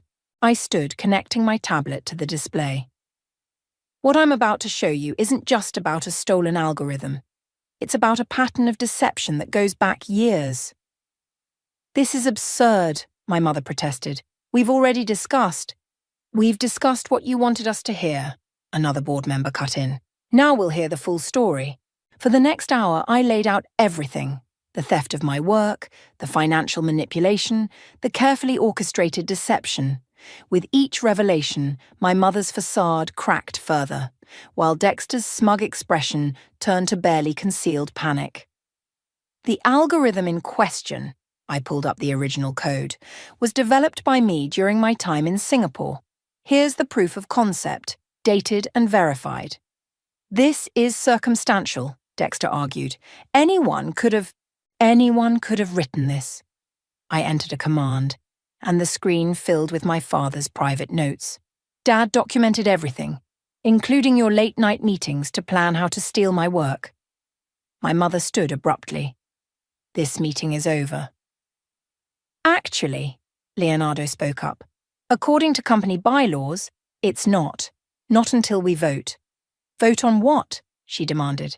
Your removal, I said quietly. Both of you, for corporate espionage and breach of fiduciary duty. The room erupted in discussion. Through it all, my mother stared at me, her expression a mix of fury and something else. Fear. Before we vote, I continued, there's one more thing you should see. I played my father's final video message, recorded days before his death. As his voice filled the room, explaining how he'd discovered their betrayal and set up the fail-safes, I watched my mother sink back into her chair, finally understanding the full scope of what she'd lost. The truth was out. Now it was time for justice.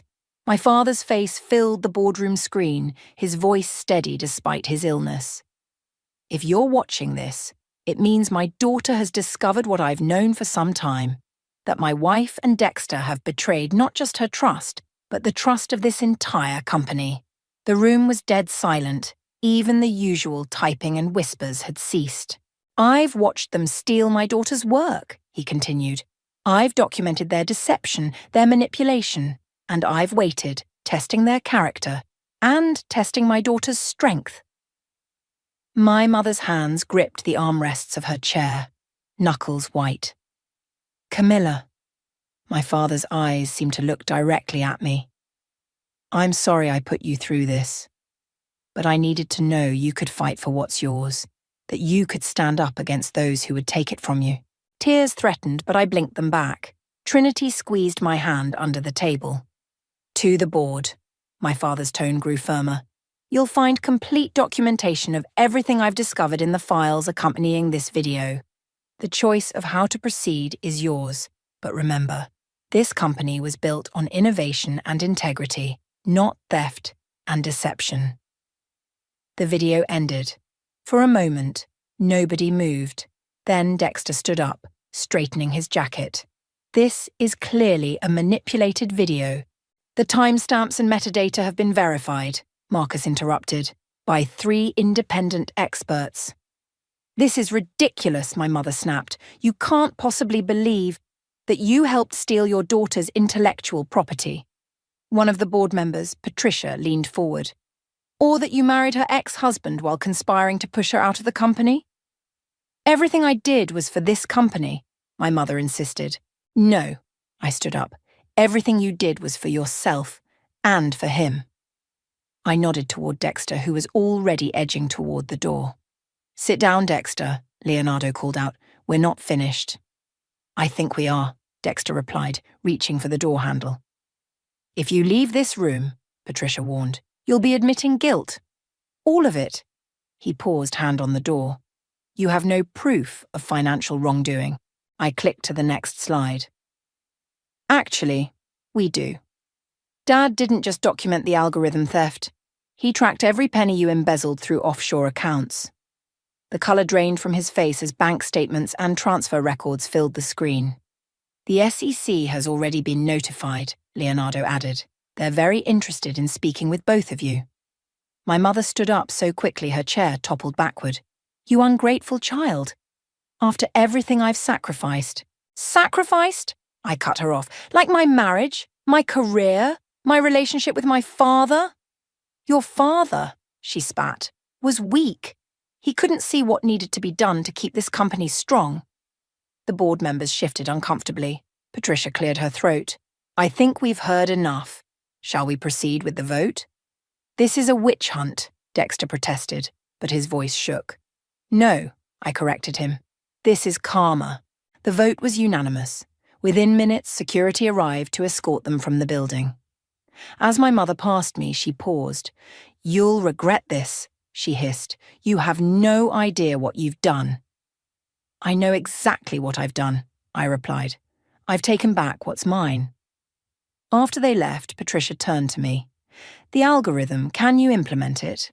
I nodded, pulling up the original code. I can have it running within weeks. It's already been tested and proven in Singapore. Then I moved to appoint Camilla as head of innovation and technology, another board member proposed. All in favour?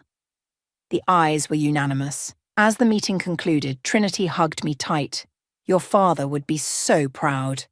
He is proud, Leonardo said, holding up his phone. Look what I found in his personal files. It was a photo I'd never seen before, Dad in his office, watching through the window as I presented my first project to the board. His face glowed with pride.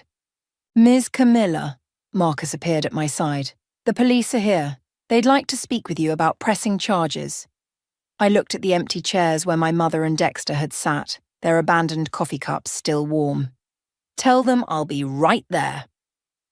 Are you okay? Trinity asked softly. I touched the screen where my father's image had been, remembering his words about integrity and strength. I'm better than okay. I'm free. As we left the boardroom, employees lined the hallway, many of them applauding. They'd watched Dexter take credit for others' work for years, seen my mother's manipulation up close. Ready to build something new? Leonardo asked as we walked. I smiled, thinking of all the innovations I'd put on hold, all the ideas I'd been afraid to share. More than ready. It's time to show them what real leadership looks like. The truth had finally come to light, and with it, a new chapter was beginning. Not just for me, but for everyone who'd ever been silenced by power and greed. The headlines splashed across every business journal. Tech prodigy reclaims stolen algorithm, and mother-son duo face federal charges in corporate espionage case. But I wasn't reading any of them. Instead, I sat in my father's old office, my office now, reviewing applications for our new innovation incubator program. Trinity burst through the door, waving her tablet. They took the plea deal. I looked up from my desk. Both of them. Dexter rolled on your mother first, she said, dropping into a chair. Then she had no choice but to cooperate. Leonardo appeared in the doorway.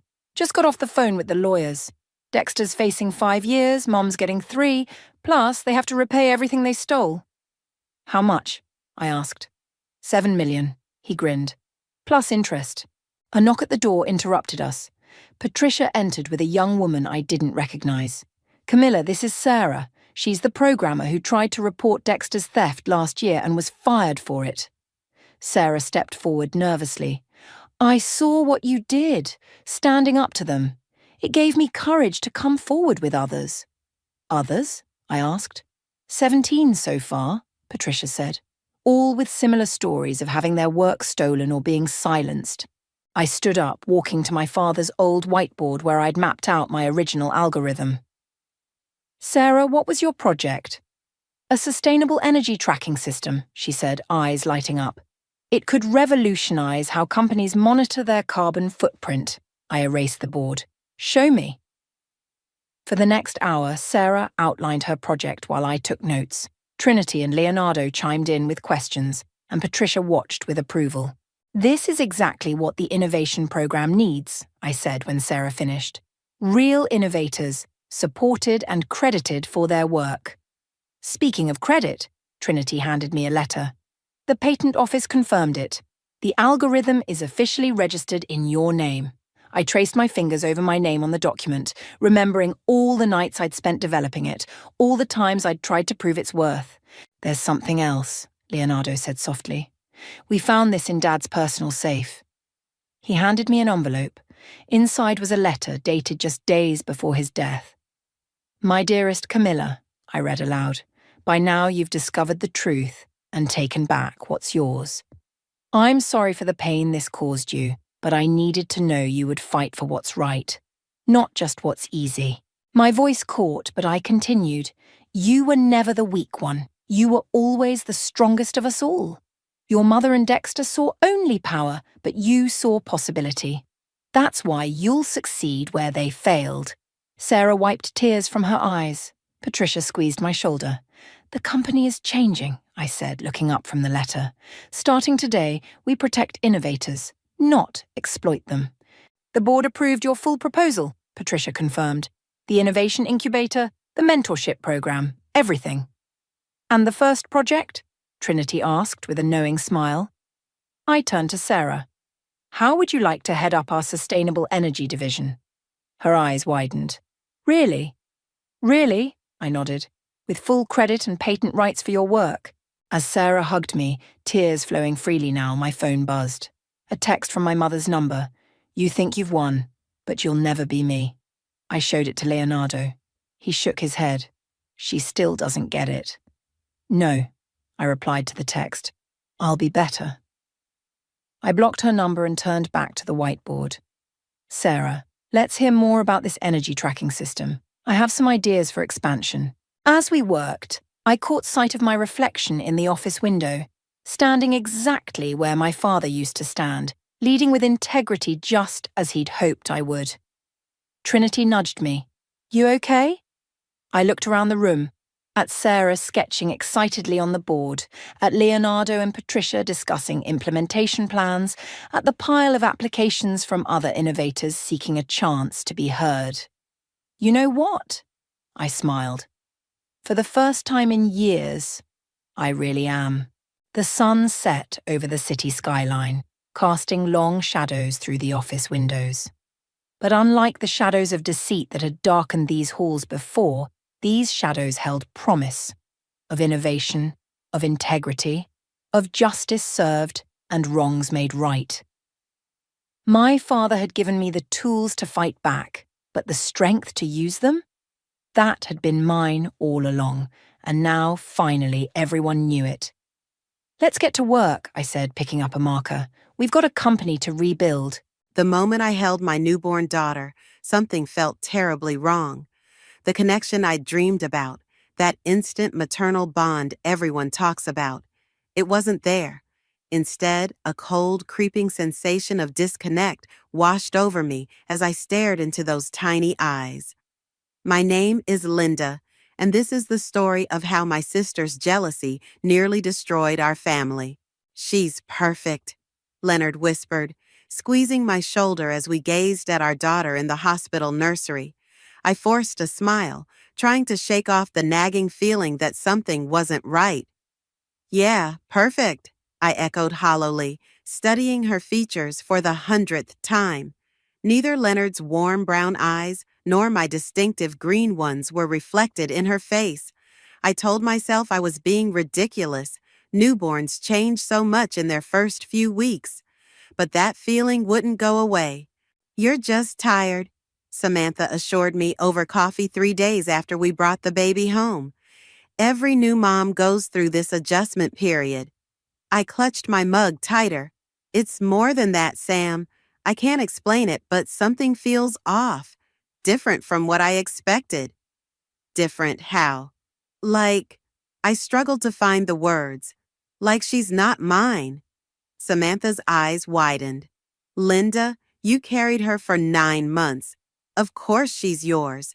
But the doubt had taken root, growing stronger each day. I caught my sister Ariel watching me with an odd expression when she visited, something almost like satisfaction in her eyes when I struggled to comfort the crying baby. You're a natural, she said, her voice dripping with sweetness. Just like you are at everything else. There was an edge to her words that made me uncomfortable.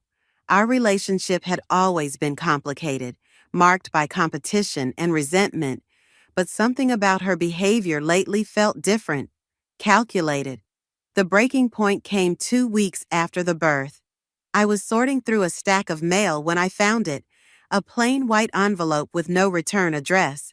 Inside was a single sheet of paper with typed text. How does it feel to not recognize your own child? Maybe because she isn't yours at all. My hands shook as I read the words over and over. The paper slipped from my fingers as memories flooded back. Ariel's strange behavior at the hospital, her insistence on being there for the birth despite our strained relationship, her disappearing for nearly an hour right after the delivery. "Leonard," I called out, my voice cracking. He rushed in from the nursery, concern etched on his face. "What's wrong?" I thrust the note at him. "Read this, and then I need you to help me get a DNA test." His face paled as he read. "You don't think, I don't know what to think anymore, but I need to know the truth." That afternoon, we contacted a private laboratory. The wait for results was excruciating. I couldn't sleep, couldn't eat. Every time I looked at the baby, questions tormented me. Had Ariel somehow switched her with another infant? Was I losing my mind? "The results are ready," the lab technician said 3 days later. Her voice was gentle, sympathetic. "Would you like to come in to discuss them?" My heart stopped. "Just tell me, please." A pause. "The DNA analysis shows no biological relationship between you and the infant." The phone slipped from my numb fingers. Leonard caught it, his face ashen as he listened to the technician's voice. I stumbled to the nursery, staring at the sleeping baby, not my baby, as tears blurred my vision. Another envelope arrived that evening. This one contained a hospital security photo showing Ariel in scrubs, carrying a bundle through a service corridor. The timestamp matched my delivery time exactly. "I'm going to kill her," I whispered, rage building in my chest. "She stole my baby. My actual baby is out there somewhere, and she—" Leonard wrapped his arms around me. "We'll find her. We'll make this right." I pulled away, wiping my eyes. Fury replaced despair as I stared at the photo. "Oh, we'll do more than that. My dear sister wants to play games? Fine, but she has no idea what she's started." I reached for my phone, hands steady now. It was time to make some calls, gather some allies. Ariel thought she knew everything about me, but she'd forgotten one crucial detail. I always win in the end. And this time, I wasn't just fighting for myself. I was fighting for my real daughter, wherever she was. The game was on. "Tell me everything you remember about Ariel's behavior at the hospital," Samantha said, pacing my living room. "Every detail matters now." I closed my eyes, forcing myself to revisit that day. She insisted on being there, even though we barely speak, said it was too important to miss. My laugh was bitter. Now I know why. Leonard sat beside me, his engineer's mind already mapping out possibilities. "She must have had help. Hospital security is tight these days." "The head of maternity, Vince?" I suggested. Ariel seemed to know him. They were chatting like old friends when I was admitted. Samantha stopped pacing. "Wait, Vince Lane? Isn't he the one who was in the news last year for some financial scandal that got buried?" "That's him." I pulled out my phone, starting to search his name. "But why?" Leonard asked. "Why would Ariel do this? It's beyond cruel. It's criminal." I set my phone down, memories flooding back. Remember last Christmas at Mom's house? Ariel had too much wine and started bringing up old stuff. How I always got the praise, the attention, the opportunities. "That's ridiculous," Samantha interjected. "Your parents treated you both equally." "Not in Ariel's mind." I stood up, walking to the window. "She told me something that night, after everyone else went to bed. She said, 'One day I'll take away the thing you love most. Then you'll know how it feels.'" "And you didn't think to mention this before?" Leonard's voice rose slightly. "I thought she was just drunk and bitter. I never imagined." My voice cracked. "I never thought she'd steal our baby." The doorbell rang, making us all jump.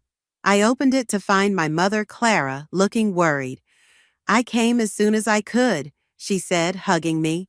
"Your message about needing to talk about Ariel scared me. What's happening?" I led her to the living room, where Samantha and Leonard waited.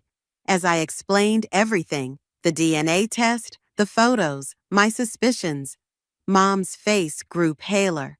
"There's something you need to know," she said quietly when I finished. "Something that happened when Ariel was 16. We all leaned forward as she continued. "She had a breakdown after your father praised your college acceptance.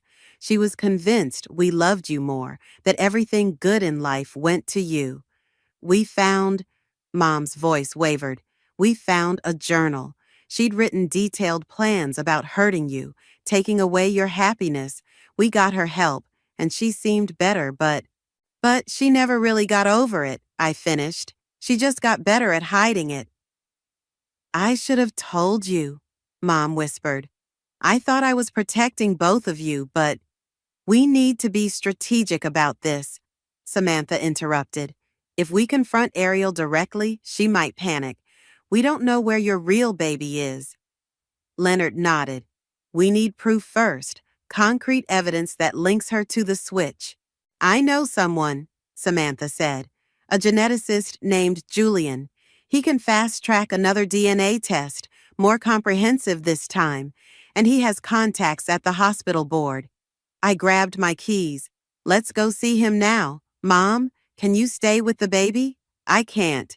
I can't look at her right now, knowing." "Of course, dear." Mom's eyes were full of tears. "We'll make this right." As we drove to Julian's lab, my phone buzzed with a text from an unknown number. "Enjoying motherhood, sis. Some things aren't as perfect as they seem, are they?" "It's her," I showed Leonard the message. "She's taunting me." "Save everything," he said grimly. "We'll need it later." At the lab, Julian listened intently to our story. "I can help," he said finally. "But you should know, if what you're saying is true, this goes beyond just your sister. Hospital baby switches don't happen by accident anymore. There are protocols, safeguards. Meaning? Meaning someone high up had to be involved. Someone with access to override security systems, change records." He looked at me seriously. "Are you sure you want to pull this thread? You might not like what you find." I thought of my real daughter, somewhere out there, being raised by strangers, of Ariel's smug satisfaction, of all the years of rivalry and resentment that led to this moment. "I'm sure," I said firmly. "Whatever it takes, whoever's involved, I want them all exposed, and I want my baby back." Julian nodded, reaching for his computer. "Then let's get started. But be careful. People who are capable of stealing babies are capable of much worse." I squeezed Leonard's hand, drawing strength from his presence. "They haven't seen what I'm capable of yet." I arranged the family meeting carefully, making sure Ariel wouldn't know about it. The living room felt crowded with everyone except her gathered there. Mom, Dad, our older cousins Sarah and Mike, even our Aunt Patricia. "Thank you all for coming," I started, my voice steadier than I felt. "What I'm about to tell you will be hard to hear." Leonard stood beside me, silent support as I laid out the evidence. The DNA test results, the security photos, the threatening messages. The room grew quieter with each revelation. "That's impossible," Aunt Patricia burst out. "Ariel would never." "There's more," Mom interrupted, her hands shaking as she pulled out an old notebook. "I should have shown this years ago. Maybe if I had." She opened it to a marked page and began reading. April 15, 2004. "Linda got into Harvard today. Everyone's so proud of perfect Linda. One day I'll make her feel what it's like to lose everything, to have something precious taken away." Sarah gasped. "She wrote that when she was 16? "There are dozens of entries like this," Mom continued, her voice breaking. "We got her therapy, but clearly it wasn't enough." "Wait," Mike leaned forward. Last month at the hospital, I saw Ariel talking to some administrator. They seemed friendly, too friendly. Vince Lane, I confirmed. We're investigating him too. This is crazy, Dad exploded, standing up. My daughter wouldn't steal a baby. There has to be another explanation. Dad, I said softly, pulling out my phone. Listen to this. I played the voicemail from 2 days ago. Hey sis, Ariel's voice slightly slurred. Remember when we were kids and you always got everything you wanted? Well, how does it feel now to have something precious just slip away? The room fell silent. Oh God. Dad collapsed back into his chair. What do we do? We need to be careful, Leonard warned. If we confront her directly, she might run, I finished. With information about where my real baby is. I have an idea, Sarah spoke up. The annual family reunion is next weekend. Ariel won't expect anything there, with so many people around. Perfect, I nodded. A knock at the door made everyone freeze. Through the window, I caught a glimpse of familiar red hair. It's her, I whispered. Nobody say anything. I opened the door to find Ariel standing there, looking perfectly composed. Family meeting without me? She asked, her smile not reaching her eyes. Just discussing the reunion, I lied smoothly. Come in.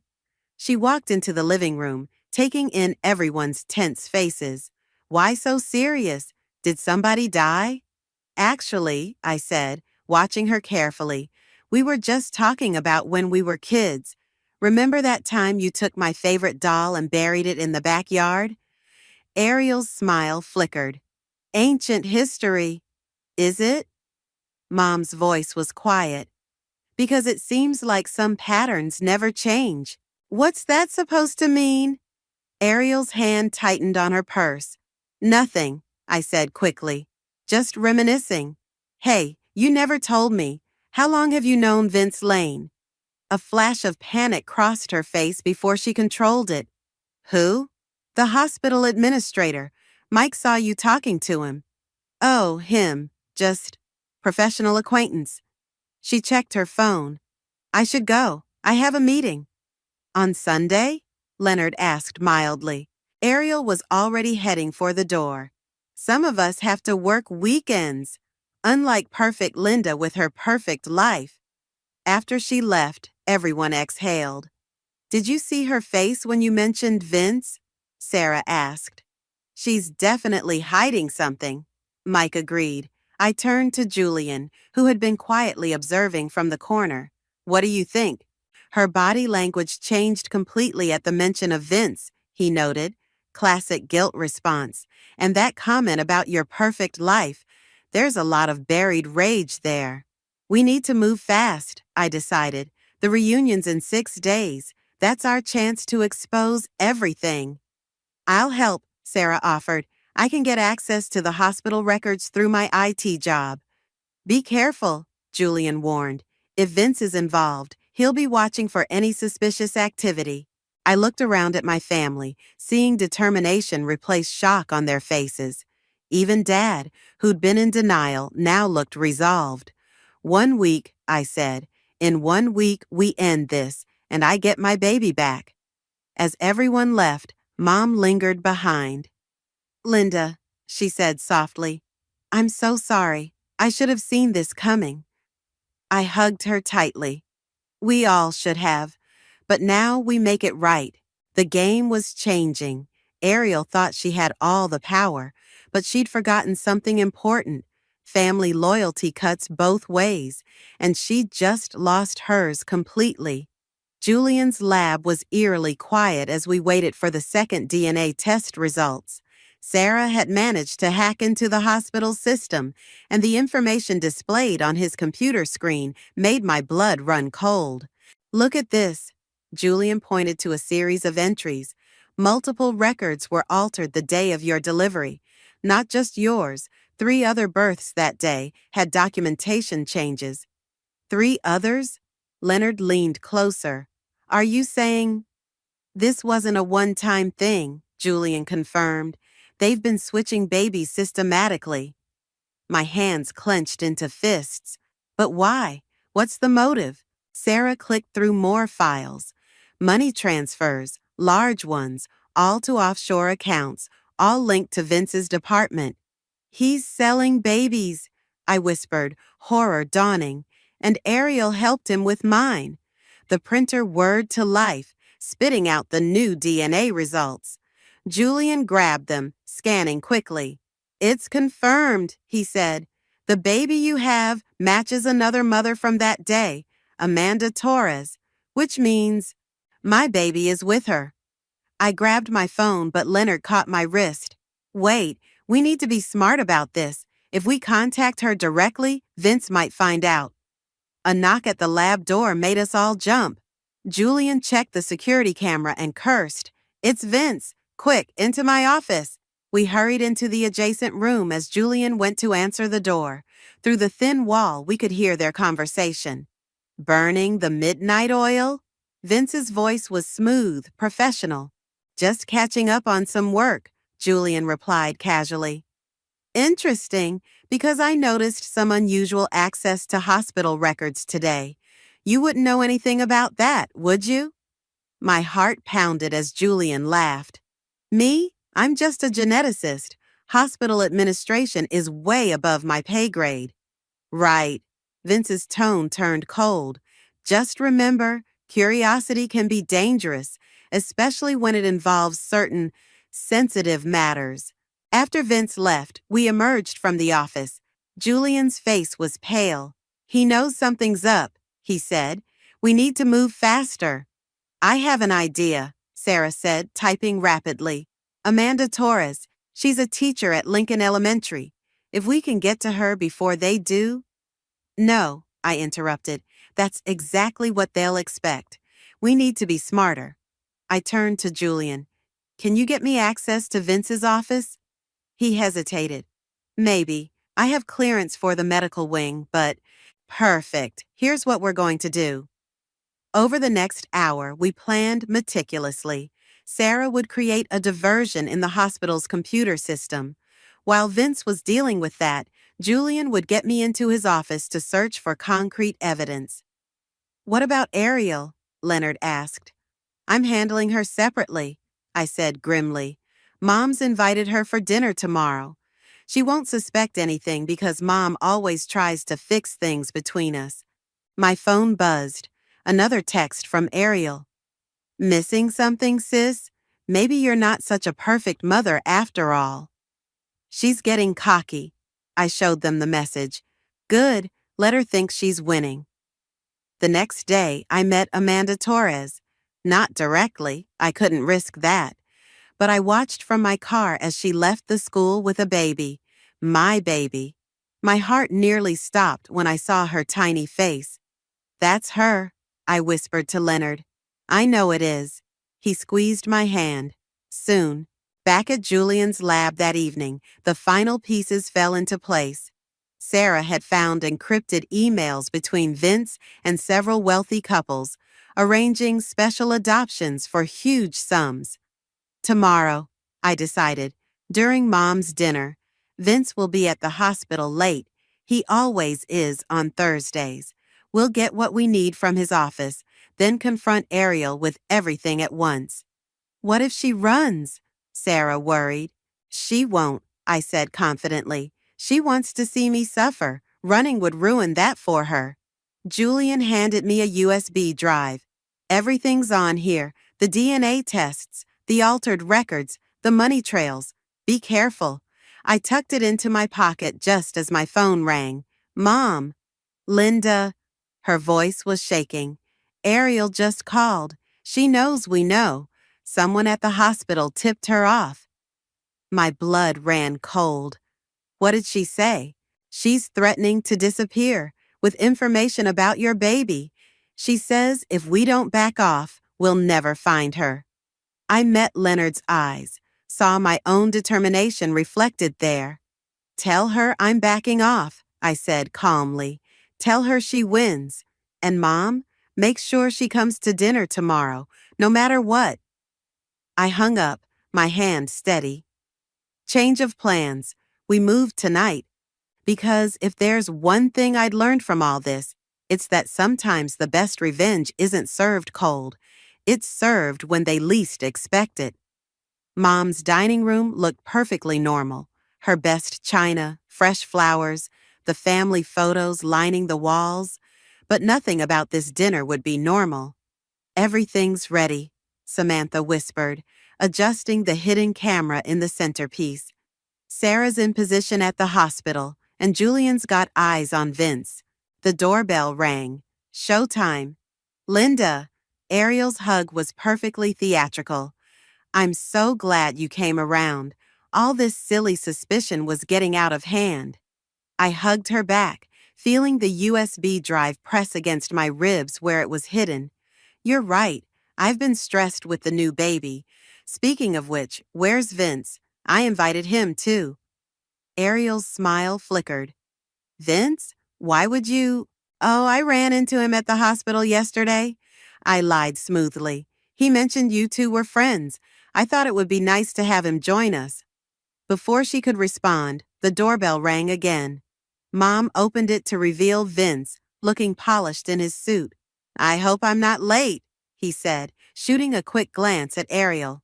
"Perfect timing," I smiled. "We were just about to start." Throughout the appetizers, I watched them both. The subtle glances, the tension in their shoulders. My phone buzzed silently, a text from Sarah.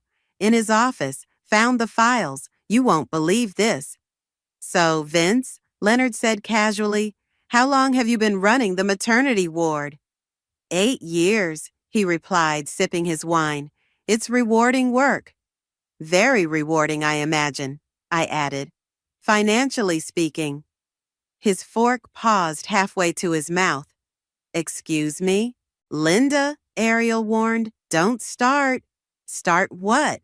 I pulled out my phone displaying a bank statement, discussing the offshore accounts, or maybe the special adoption program you've been running. Vince's face hardened. "I don't know what you're talking about." "Really?" I pressed play on my phone. Vince's voice filled the room. "The Torres swap is complete. Payment received. The Willis baby has been placed as requested." Ariel knocked over her wine glass, red liquid spreading across the white tablecloth. "That's not... You recorded? Did you really think I wouldn't figure it out?" I stood up slowly. "Did you really think you could steal my baby and get away with it?" "You don't understand." Ariel's voice cracked. "You've always had everything. The perfect grades, the perfect job, the perfect marriage. I just wanted..." "To hurt me?" I finished. "By selling my baby to your little black market adoption ring?" Vince stood abruptly. "This conversation is over." "Actually," Leonard blocked the doorway, "it's not. The police are already at the hospital. Sarah found everything, the records, the payments, all of it." "You're bluffing," Vince snarled. My phone buzzed again, a video call from Sarah. I answered on speaker. "Linda, the police just arrested 3 of Vince's staff. They're confessing everything." Vince lunged for the door, but Leonard was faster. In the chaos, Ariel tried to slip away through the kitchen. "Mom!" I called out. Mom appeared in the kitchen doorway, blocking Ariel's escape. "Sit down." Mom's voice was steel. "Both of you." They sat. "Here's what's gonna happen," I said calmly. "You're gonna tell me exactly where my baby is. You're gonna help reverse every single illegal adoption you've arranged, and you're gonna do it now." "Or what?" Ariel spat. I smiled. "Or the evidence doesn't go just to the police. It goes to every news outlet in the country. Your names, faces, and crimes splashed across every screen in America. How's that for perfect?" Vince broke first. "The records are in my safe. Code is 4891. "Already got them." Sarah's voice came through the phone. "Police are heading to each family now." Ariel started crying. "I just wanted you to hurt like I hurt."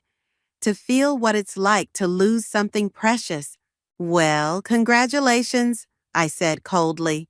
You succeeded, but you forgot something important about me, sis. I don't just get hurt, I get even. Red and blue lights flashed outside the window.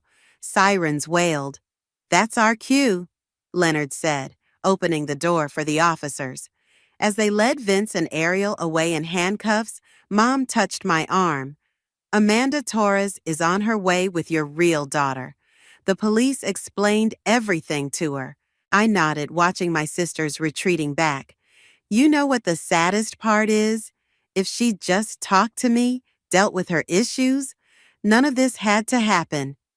Some people prefer revenge to healing, Samantha said quietly. Yeah, I agreed, thinking of the baby I'd soon meet, my real daughter, finally coming home. But revenge has a way of backfiring, and as I waited for my baby, I realized that sometimes the best revenge isn't about hurting others at all. It's about making things right. The police station conference room felt too small for the weight of this moment. Amanda Torres sat across from me, tears streaming down her face as she held my biological daughter, her dark hair and green eyes a mirror of my own. I had no idea, she whispered.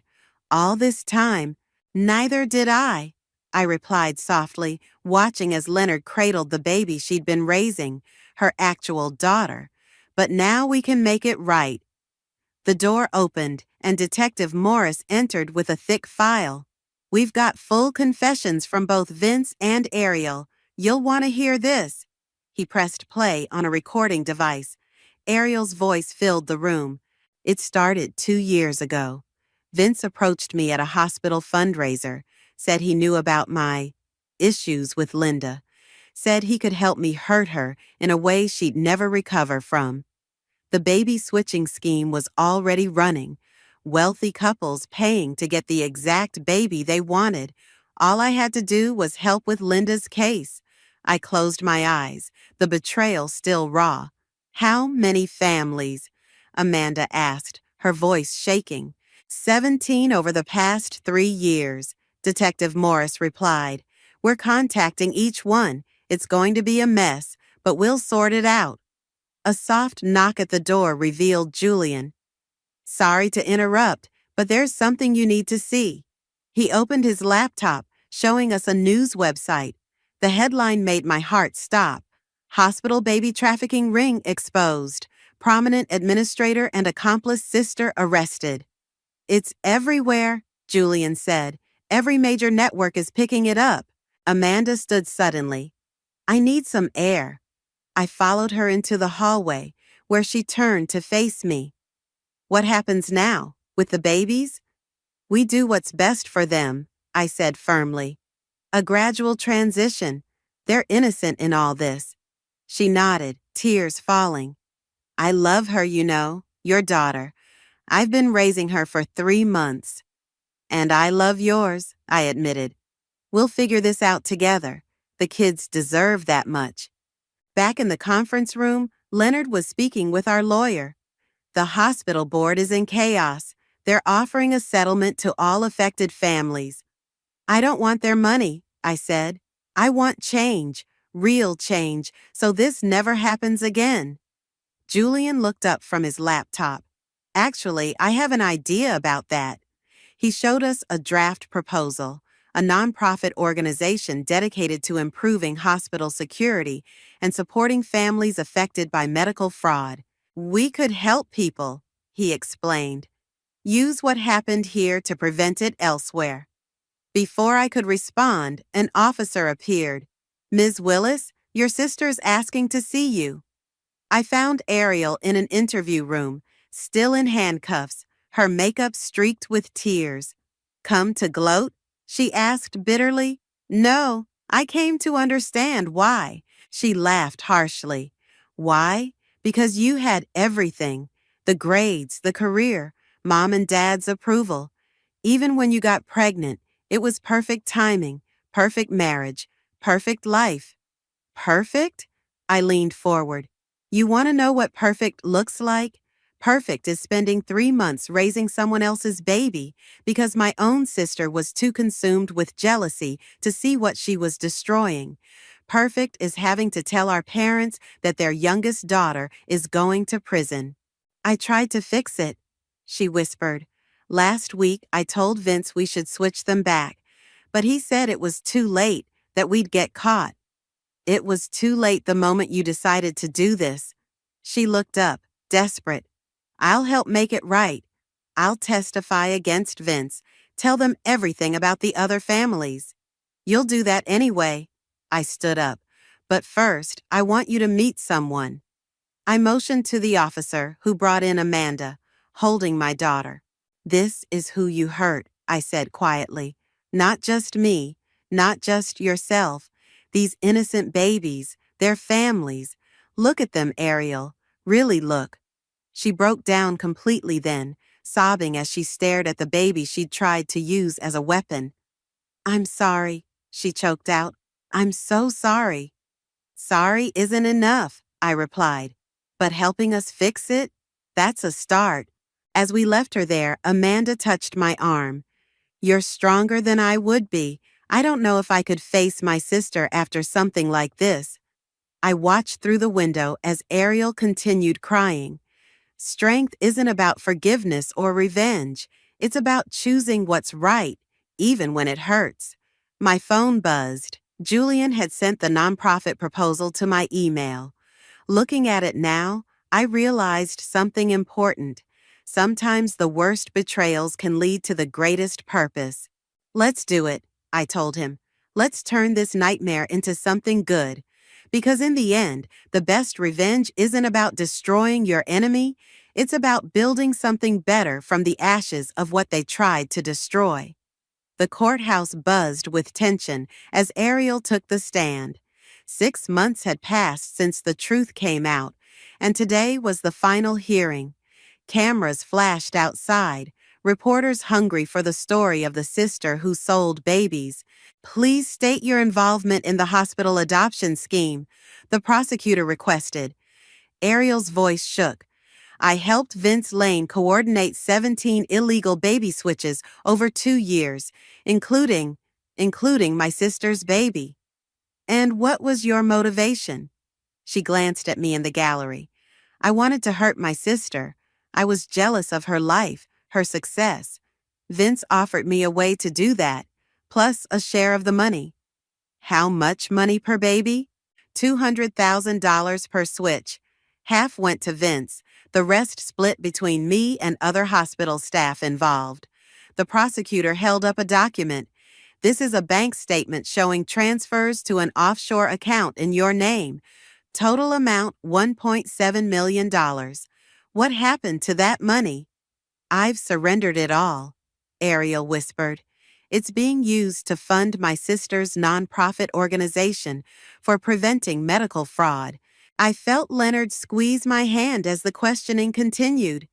Beside us, Amanda sat with my real daughter, Emma, while I held her daughter, Sophia. We'd decided to raise them as cousins, sharing custody in a way that kept both babies connected to the mothers who'd loved them from the start. The defendant has agreed to testify against all parties involved, the prosecutor announced.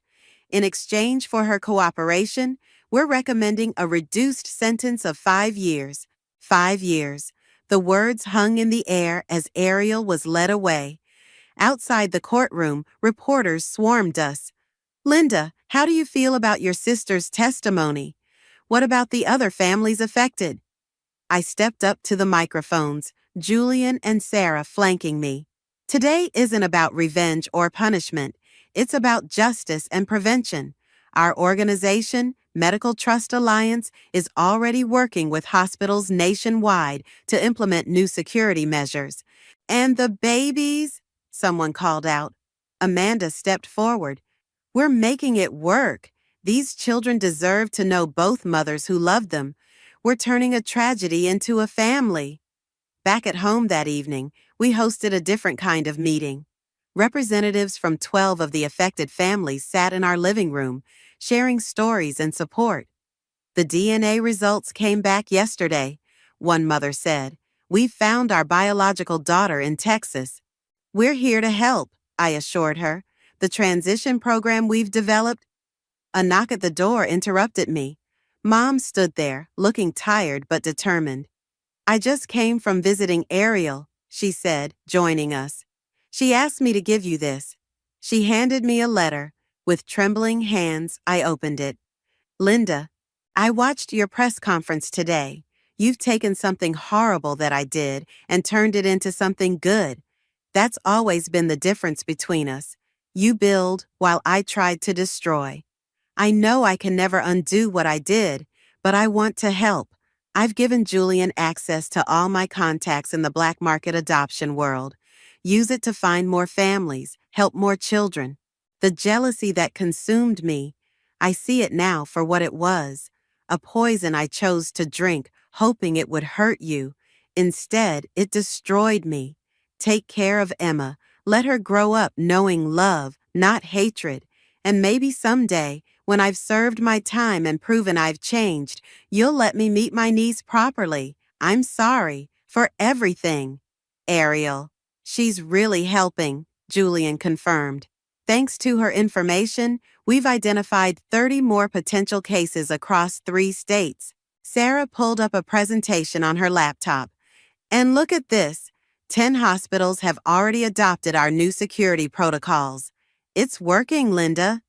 I looked around the room, at the families healing together, at Emma sleeping peacefully in her bassinet, at the support network we'd built from the ashes of betrayal. "You know what's ironic?" I said to Leonard.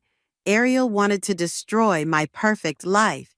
Instead, she helped create something even more meaningful."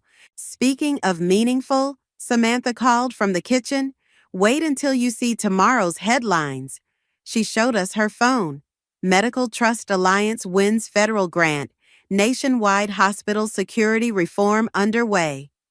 The room erupted in cheers, but I stepped away for a moment, looking at Emma, my daughter, the one Ariel tried to take away. "Your aunt made a terrible mistake," I whispered to her. "But sometimes the worst actions can lead to the best changes. And you, little one, you're gonna grow up in a world that's safer because of what we learned from this. Because sometimes true victory isn't about winning or losing. It's about transforming pain into purpose and hatred into hope." The prison visiting room was cold and sterile, but Emma's laughter warmed it as she played with her blocks on the table. Across from us, Ariel watched her niece with a mixture of joy and regret. "She has your eyes," Ariel said softly. "I see that now." "That's what Mom always says." I adjusted Emma's sweater. "The Medical Trust Alliance is implementing the last of the security protocols next week. Every hospital in the network will have them." "I saw it on the news." Ariel's hands fidgeted with her prison uniform. "They interviewed that family from Oregon, the ones we helped reunite last month. Julian's team is amazing. We've identified 98% of the switched babies now. Only 3 cases left to solve." Emma offered Ariel a block, and my sister's hands trembled as she accepted it. "I keep thinking about what would have happened if I'd succeeded," she whispered. "If you hadn't figured it out. All those families." But I did figure it out, and now we're fixing it. The door opened and Amanda entered with Sophia. Our monthly joint visits had become a tradition, a way to keep both girls connected to their complex family story. "Look who's here to see Aunt Ariel," Amanda said, setting Sophia down next to Emma. The girls immediately started sharing blocks, oblivious to the weight of history between the adults around them. "They're so natural together," Ariel observed. "Like real cousins." "They are real cousins," I corrected. "Family isn't just about blood." Amanda nodded. "Speaking of family, did you tell her about the support group?" "What support group?" Ariel asked. I pulled out a folder. "We're starting a program for families affected by medical fraud. Not just baby switches, all kinds of hospital-related deception. People need a place to heal." That's good." Ariel's voice cracked. You're helping people move forward instead of getting stuck in the past. Unlike me. You're not stuck, I said firmly. You're serving your time, helping us find other families, making amends. That's moving forward, too. Emma chose that moment to climb into Ariel's lap, offering her a crayon drawing. My sister stared at it, tears falling. What is it? Amanda asked gently. It's us, Emma announced proudly. Mommy and me and Aunt Ariel and Sophia and other mommy. The simple acceptance in a child's drawing, all of us together, no judgment, no hatred, broke something open in the room.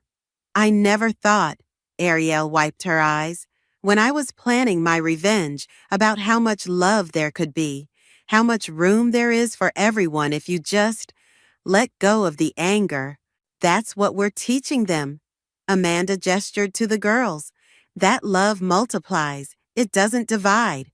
A guard approached, signaling the end of visiting hours. As we gathered the girls and their toys, Ariel caught my hand. Linda, thank you, not for forgiving me. I know we're not there yet, but for letting me be part of this, for showing me a better way. I squeezed her hand. That's what sisters do, the real kind, not the perfect kind. Outside, Leonard waited with Julian and Sarah. They had news about the nonprofit, another grant, more hospitals joining the network, expanded programs for affected families. Ready to announce the new initiatives? Julian asked, tablet in hand. I watched Emma and Sophia climbing into their car seats, giggling together. Watched Amanda checking their seatbelts with the same care I would use. Thought about Ariel, slowly rebuilding herself in prison, helping us piece together other broken families. You know what? I said. I think I finally understand something about revenge. What's that? Sarah asked. The best revenge isn't about getting even. It's about getting better. Building something so good that the bad thing becomes just a chapter in a much bigger story. Leonard wrapped an arm around me. Speaking of stories, the girls will have quite one to tell someday. Yes, I agreed, watching our unusual, beautiful family prepare to head home. But it won't be a story about betrayal or jealousy or revenge. It'll be a story about how love finds a way, how family is something you choose every day. Emma waved at me from the car window, her green eyes, my eyes, sparkling with innocent joy. Behind her, Sophia made silly faces. Looking so much like Amanda, it made my heart ache with gratitude.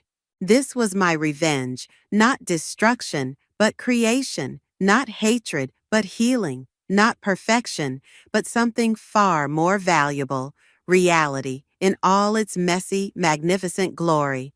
And as we drove away from the prison, I knew that sometimes the happiest endings don't come from getting what you thought you wanted, but from discovering what you really needed all along. I always knew my sister would try to ruin my life. I just didn't expect her to succeed quite so spectacularly. My name is Emery, and I've spent 19 years being the family disappointment. Not because I've done anything wrong, mind you.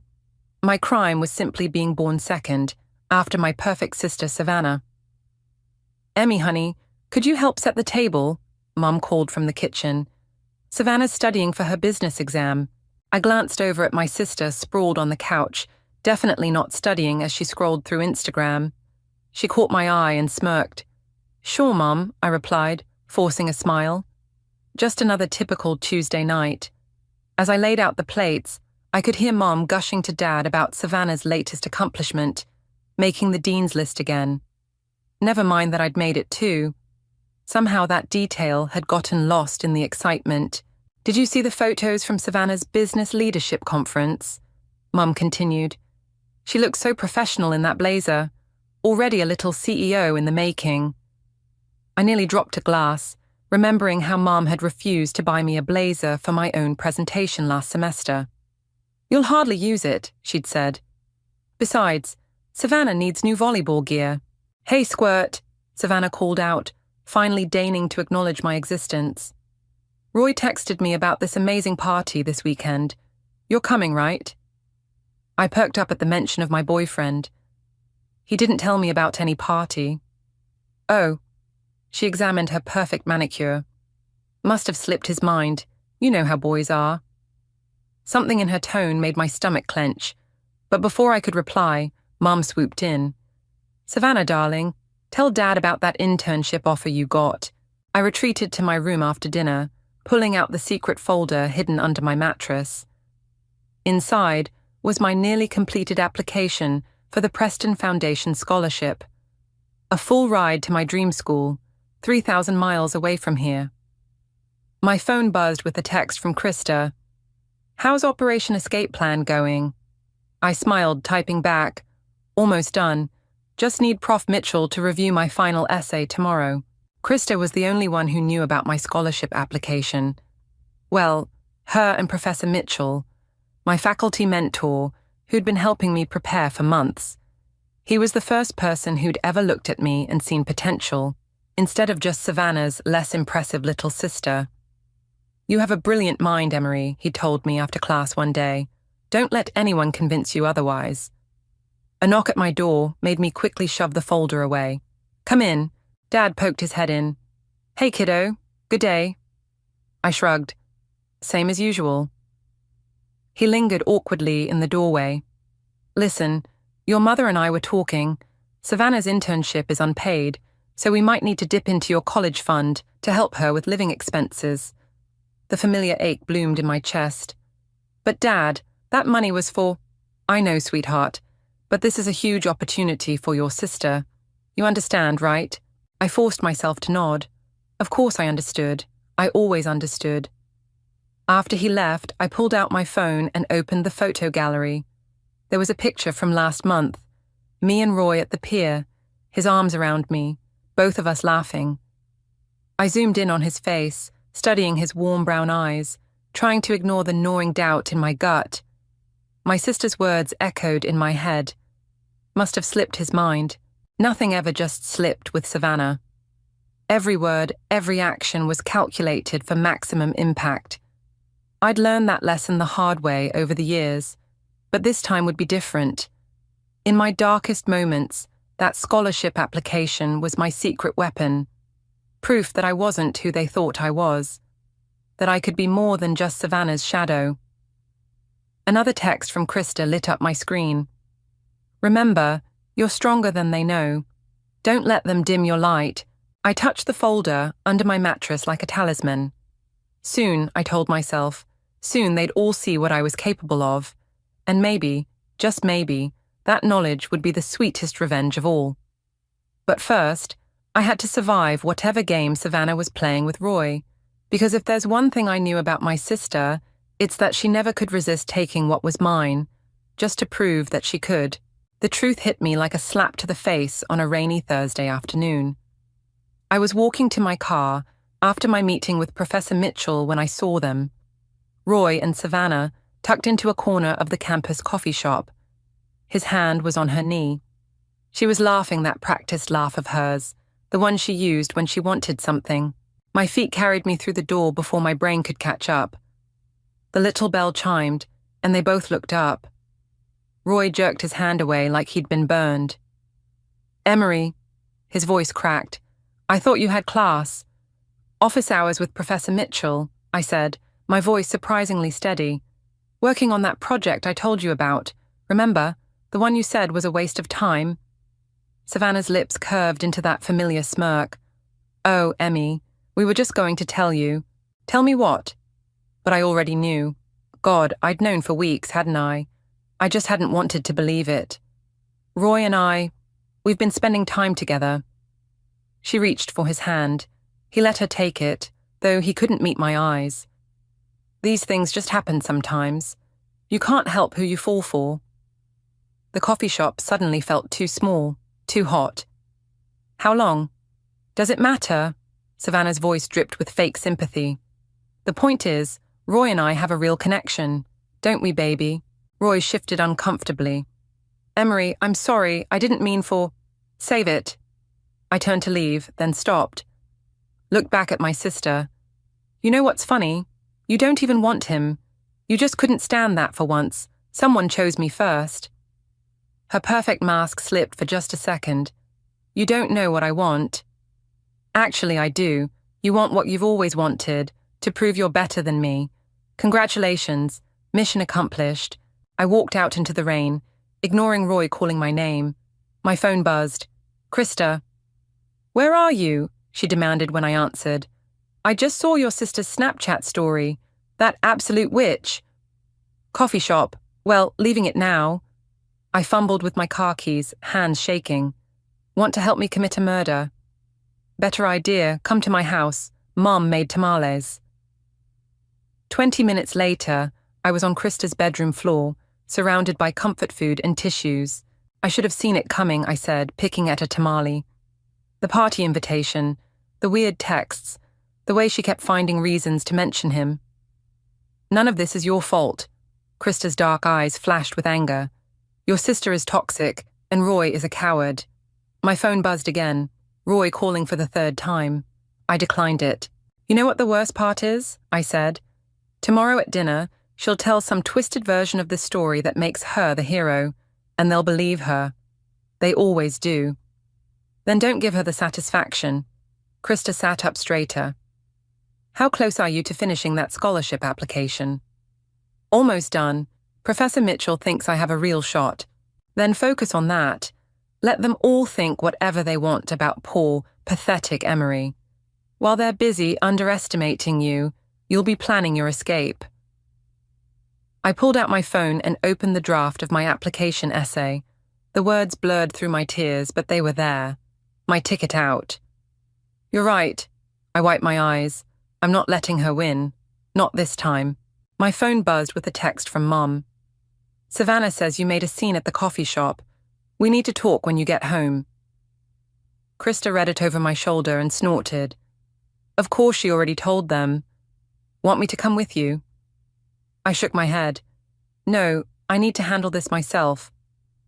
When I got home, they were waiting, Mom, Dad, and Savannah, arranged like a tribunal in the living room. Your sister is very upset, Mom began. Really? I laughed, and it sounded strange even to my ears. Savannah's upset? That's rich. Now, Emmy, Dad tried to intervene. These situations are complicated. No, they're really not. I looked directly at Savannah. You wanted to hurt me. Mission accomplished. But you know what? Keep him. Keep all of it. I'm done playing your games. I turned and walked upstairs, ignoring Mum's calls to come back.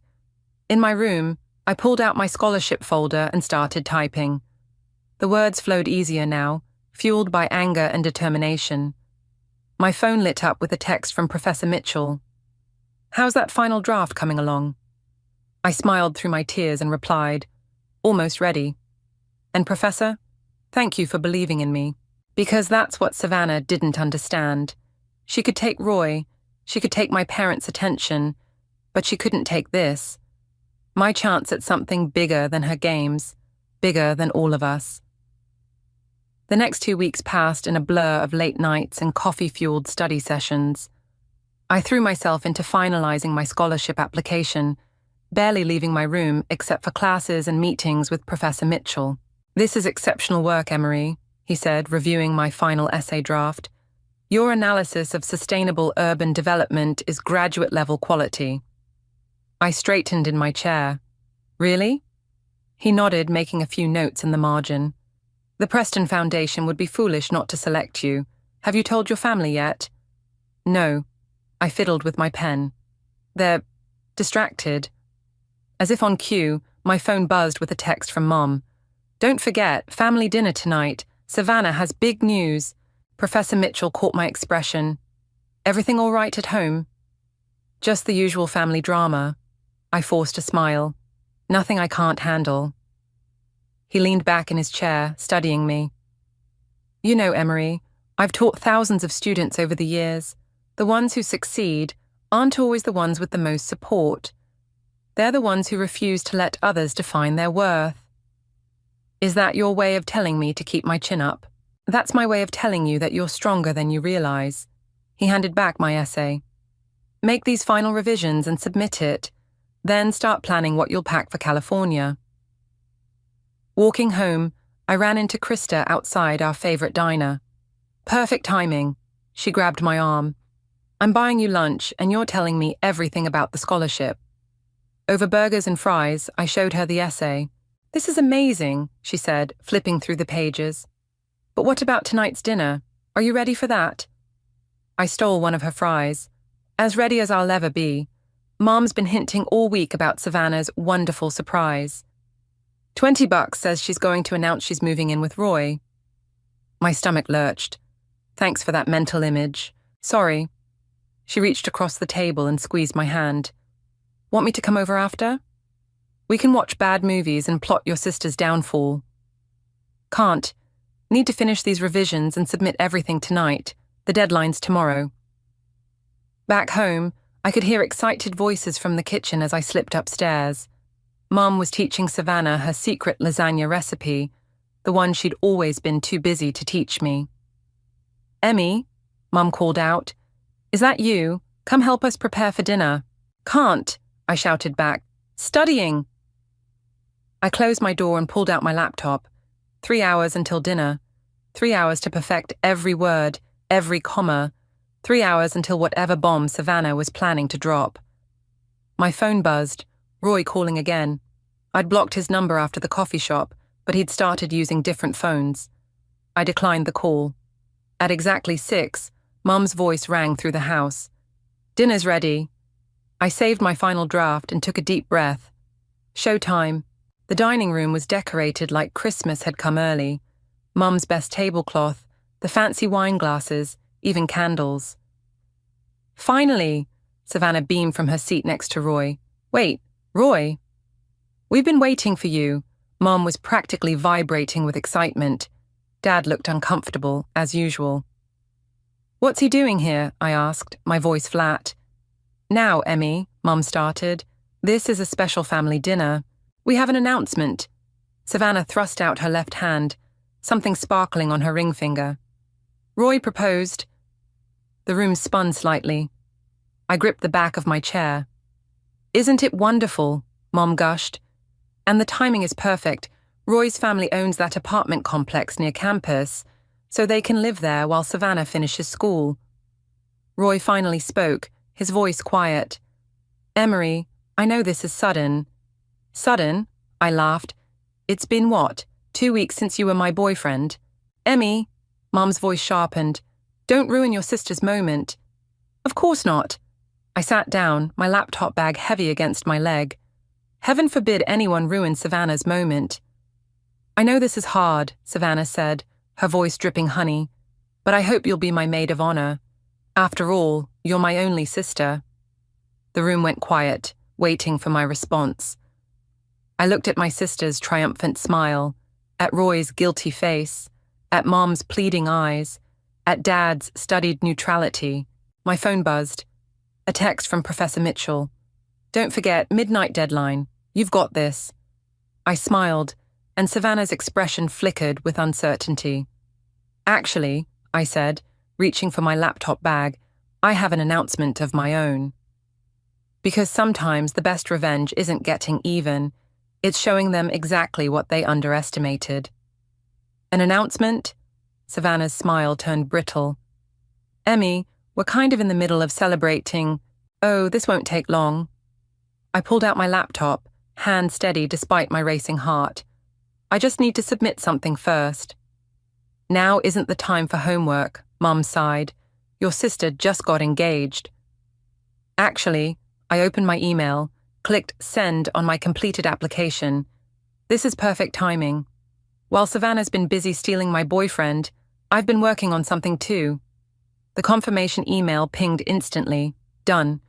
No taking it back now. What are you talking about? Savannah's voice had lost its sugary sweetness. I turned my laptop around, showing them the Preston Foundation's webpage. I've been working with Professor Mitchell for months on a scholarship application, full ride to Berkeley's urban planning program. The silence was deafening. Dad was the first to speak. Berkeley? In California? That's right. I met his eyes. 3,000 miles away. But Mom looked confused. But what about staying local? We talked about this. The community college has perfectly good programs. No, Mom. You and Savannah talked about that. I had different plans. Savannah laughed, but it sounded forced.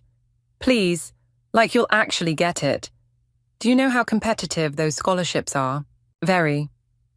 I pulled up another email, the one I'd received that morning. That's why Professor Mitchell had me apply early. They fast-tracked my application based on my research proposal.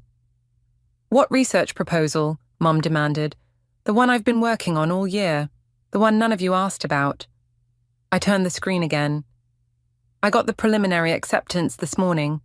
Full scholarship, pending final submission, which I just sent. Roy spoke up, surprising everyone. That's actually amazing, Emery. Don't encourage her, Savannah snapped. She's just trying to steal attention from our engagement. I closed my laptop. Funny, that sounds familiar. Except I didn't have to steal anyone's boyfriend to do it. Girls, Dad raised his voice. That's enough. You're right, it is enough. I stood up. Congratulations on your engagement. I'm sure you'll be very happy together. Now, if you'll excuse me, I need to call Professor Mitchell. Sit down, Mom's voice cracked like a whip. You are not moving to California. Actually, I am. I've already accepted the preliminary offer. With what money? Savannah smirked. Your college fund went to my internship, remember? I know. That's why I got a full scholarship. Tuition, housing, everything. I shouldered my laptop bag. You can't stop me this time, Savannah. She stood up so fast her chair toppled backward. This is ridiculous. Mom, tell her she can't go. But Mom was staring at me like she'd never seen me before. All this time, you were planning this? Someone had to believe in me. I felt tears threatening, but forced them back. Since it clearly wasn't going to be my family. My phone buzzed. Krista. Did you submit it? Tell me everything. Emmy, please, Dad started. Let's discuss this rationally. There's nothing to discuss. I'm going. I headed for the stairs, then turned back. Oh, and Savannah, about being your maid of honor. Hard pass. I made it to my room before the shouting started. Savannah's shrill voice carried through the floor. Something about me being selfish and attention-seeking. Mom's responses were quieter, but just as heated. My phone rang. Professor Mitchell. It's done, I said, answering. I submitted everything. Excellent. I could hear the smile in his voice. How did your family take the news? About as well as expected. There's currently a nuclear meltdown happening in my dining room. Give them time. Success is the best revenge, Emery. And you're going to be very successful. A knock at my door. Dad. I have to go, I told Professor Mitchell. Thank you, for everything. Dad didn't wait for an invitation before entering. He looked tired. Your mother is upset, he said. I noticed. He sat on my bed, shoulders slumped. Why didn't you tell us? Would it have mattered? Everything's always about Savannah. That's not fair. Isn't it? I turned to face him. Name one thing in the past year that was about me. One time you chose me first. He opened his mouth, then closed it. Exactly. I wiped away a stray tear. I'm going to Berkeley, Dad. I earned this. For once in my life, I did something that was just for me. And neither you, nor Mom, nor Savannah gets to take that away. Downstairs, something shattered. Probably one of Mum's precious wine glasses. Dad winced. I should go deal with that. He paused at the door. For what it's worth, I'm proud of you, Emmy. But I noticed he couldn't quite meet my eyes when he said it. The next morning, Mom acted like nothing had happened. She was making pancakes, Savannah's favorite, when I came downstairs. Emmy, perfect timing. I invited Roy's parents over for dinner tonight. We need to discuss wedding plans. I grabbed an apple instead. I have plans with Krista. Cancel them. She flipped a pancake with unnecessary force. This is important family time.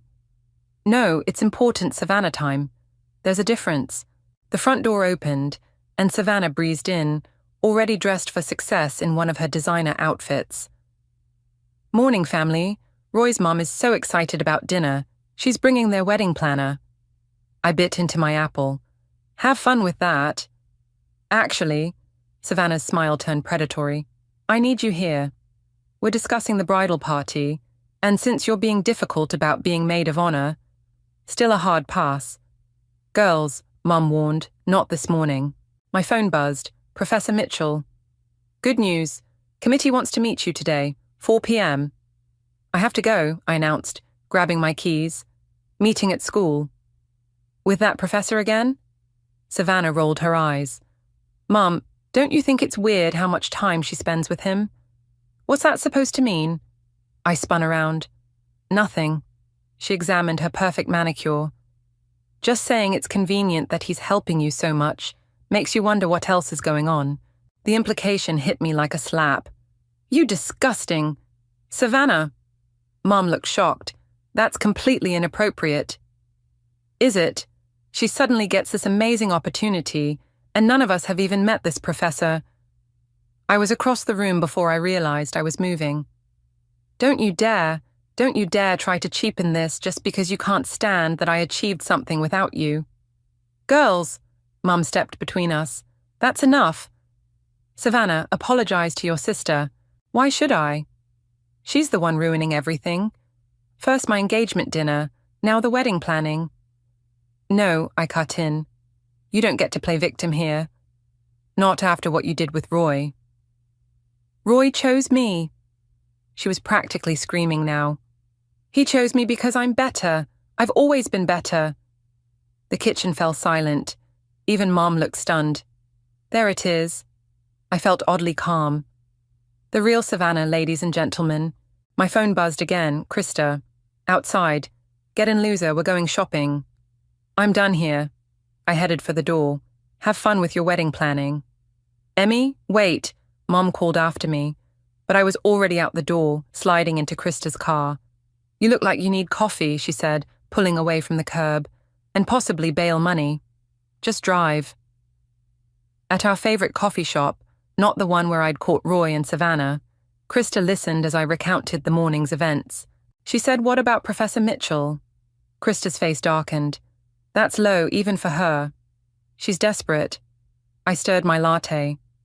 She can't stand that I'm leaving, that I'm doing something she can't control or overshadow. Speaking of which, Krista grinned, check your email. I pulled out my phone. There it was, official confirmation of my meeting with the scholarship committee. They fast-tracked everything after Professor Mitchell submitted his recommendation, I said, scanning the email. They want to meet the promising young urban planning scholar in person. See, while your sister's planning her rushed revenge wedding, you're planning your future. Krista raised her cup. To Karma. My phone lit up with texts from Mom. Please come home. We need to talk about this. Your sister is upset. The wedding planner needs your measurements. I turned my phone off. Want to help me pick out an outfit for the committee meeting? I asked Krista. Something that says, future urban planning genius who's definitely not sleeping with her professor. Girl, you know I do. She stood up. Let's make you look so professional that even Savannah can't find anything to criticize. 3 hours later, I had a new blazer, purchased with my own money from my part-time job, and it was time to meet the committee. Professor Mitchell was waiting outside the conference room. Ready? I smoothed my blazer. As I'll ever be. Remember, you earned this. Everything in that application is your work, your ideas, your talent. He smiled. They're going to love you. I thought of Savannah at home, probably trying on wedding dresses and playing the perfect daughter. For once, I didn't feel jealous or angry or hurt. I felt free. Let's do this, I said, and opened the door to my future. The scholarship committee meeting went better than I could have imagined. By the time I got home, clutching my official acceptance letter, the house was full of wedding planning chaos. There she is, Roy's mother exclaimed as I walked in. We were just talking about bridesmaid dresses. I took in the scene. Fabric swatches everywhere, wedding magazines spread across every surface. Mom and Savannah huddled with an elegant woman who must be the wedding planner. Roy sat awkwardly on the couch, looking like he'd rather be anywhere else. Actually, I held up my letter, I have news. Emmy, Mum's voice held a warning. Not now. Yes, now. I stepped into the center of the room. I just met with the Preston Foundation Committee. I got the scholarship, full ride, starting next semester. The wedding planner looked confused. Oh, how lovely. Will you be able to attend classes between wedding duties? I'll be in California, I said clearly. Berkeley, specifically. Roy's mother gasped. Berkeley? That's wonderful. Roy applied there for undergrad but didn't get in. Savannah's head snapped up. Mother, we're discussing my wedding. Of course, dear, but this is exciting news. A full scholarship to Berkeley. It's not that impressive, Savannah cut in. They probably needed to fill a quota or something. The room went silent. Even the wedding planner looked uncomfortable. Actually, I pulled out the committee's detailed acceptance letter. They were particularly impressed by my research proposal on sustainable urban development in low-income communities. Would you like to hear what they said, Savannah? She stood up, face flushed. This is my wedding planning session, my day. Why do you always have to... Always have to what? I interrupted. Achieve something? Have goals that don't revolve around you? Girls, Dad warned from his corner. No, let her finish. I turned to face my sister fully. Tell everyone how it bothers you that for once, just once, the spotlight isn't on you. You're just jealous because Roy chose me, Savannah's voice rose hysterically, because he saw what everyone sees, that you're nothing but a pale imitation of me. Roy stood up suddenly. Savannah, stop. What? She whirled on him. This is wrong. He looked at me. All of it. I never should have. Roy, Savannah's voice turned sugary sweet. Darling, you're upset. Emmy's obviously trying to manipulate. Like you manipulated me. He stepped away from her. You spent months telling me how Emery was using me, how she was seeing other guys, how she laughed about me behind my back. But she wasn't, was she? That was all you. The wedding planner began quietly gathering her things. I think, Roy's mother said stiffly, we should continue this another time. No. Savannah grabbed Roy's arm. Tell them you love me. Tell them how happy we are. He gently but firmly removed her hand. I don't even know who you are anymore. As Roy and his mother left, the silence in the room was deafening. The wedding planner made a hasty exit, leaving just our family. Well, Mom said shakily, I'm sure once everyone calms down. Are you serious? I stared at her. After what just happened, that's what you have to say? Your sister is upset. I'm upset. I slammed my acceptance letter down on the coffee table. I've been upset for years, but nobody ever noticed because poor, perfect Savannah needed all the attention. That's not true, Dad started. Really? I turned to him. Then why did my college fund go to her unpaid internship? Why does Mom still have the receipt for Savannah's prom dress, but couldn't be bothered to come to my honors ceremony? Why does everything always have to be about her? Savannah had sunk onto the couch, mascara running down her face. For the first time in my life, she looked small. I worked for this, I said, picking up my acceptance letter. I earned this, and I'm going, whether you support me or not. Emmy, Mum reached for me, but I stepped back. I'm going to Krista's. I need some air. I headed for the door, then turned back. Oh, and Savannah, I hope you find whatever it is you're looking for, because it was never about Roy, was it? It was about making sure I couldn't have anything that was just mine. As I walked out, I heard her start to cry. Real tears this time, not the fake ones she was so good at. But for once, I didn't feel guilty. My phone buzzed. Krista. How'd it go? I texted back. Nuclear explosion. Coming over. Bring ice cream.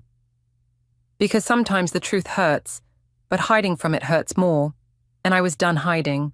I spent 3 days at Krista's before Mom's texts became impossible to ignore. Please come home. We need to talk. Walking into our house felt like entering a war zone. Wedding magazines still littered every surface, but they were wrinkled now, some torn, like someone had thrown them in anger. Emmy? Mom appeared from the kitchen, looking exhausted. Thank God, we've been so worried. I told you I was at Krista's. Savannah's locked herself in her room, Mom continued as if I hadn't spoken. She won't eat, won't talk to anyone. Roy isn't answering her calls. That's not my problem. She's your sister. Is she? I dropped my bag on the floor, because from where I'm standing, she's been more like my tormentor. Dad emerged from his study. Emmy, please, she's hurting. And I wasn't. When she deliberately went after my boyfriend. When she tried to ruin my scholarship by implying I was sleeping with my professor. I didn't mean it. We all turned. Savannah stood at the top of the stairs, looking nothing like her usual perfect self. Her hair was unwashed, her eyes puffy from crying. Of course you meant it, I said. You meant everything you've ever done to hurt me. She came down slowly, like each step was painful. I couldn't stand it. Couldn't stand what? That you were leaving, her voice cracked. That you had this whole plan, this whole future that didn't include me, that I couldn't control. Do you even hear yourself? I stepped closer. Control? That's what this has always been about, hasn't it? Controlling me, controlling how everyone sees me. Girls, Mom tried to intervene. No, let her answer, I insisted. Why, Savannah? Why wasn't it enough to be the favorite? Why did you have to take everything? Because I'm nothing without it, she screamed, then covered her mouth like she was shocked by her own words. The room went silent.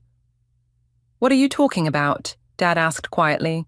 Savannah sank onto the bottom step. Everyone loves the perfect daughter, right? The pretty one, the successful one. But what happens when it's not enough anymore? When your little sister is smarter, more driven, more real? That's ridiculous, I started, but she cut me off. Is it? You got into Berkeley on your own merit. Everything I have, everything I am, is because Mum and Dad gave it to me. Even Roy. I only went after him because I couldn't stand that he chose you first. Mum made a choked sound. That's messed up, I said flatly. I know. Savannah looked up, mascara streaking down her cheeks. I know it is, but I don't know how to be anything else anymore. So get therapy, I suggested, but stop using me as your emotional punching bag. Emmy, Mum sounded scandalized. No, she's right. Savannah wiped her eyes. I need help. I've needed help for a long time. Dad sat down heavily in his armchair. Why didn't you tell us you were feeling this way?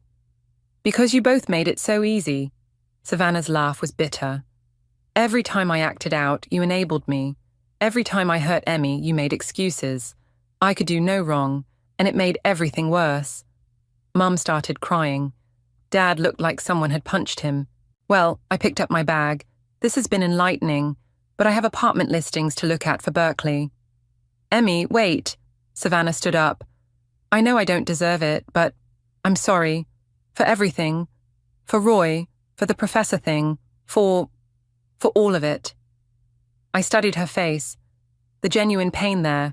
The fear. The desperation. You're right, I said finally. You don't deserve forgiveness. Not yet. But maybe someday. I'll do better, she whispered.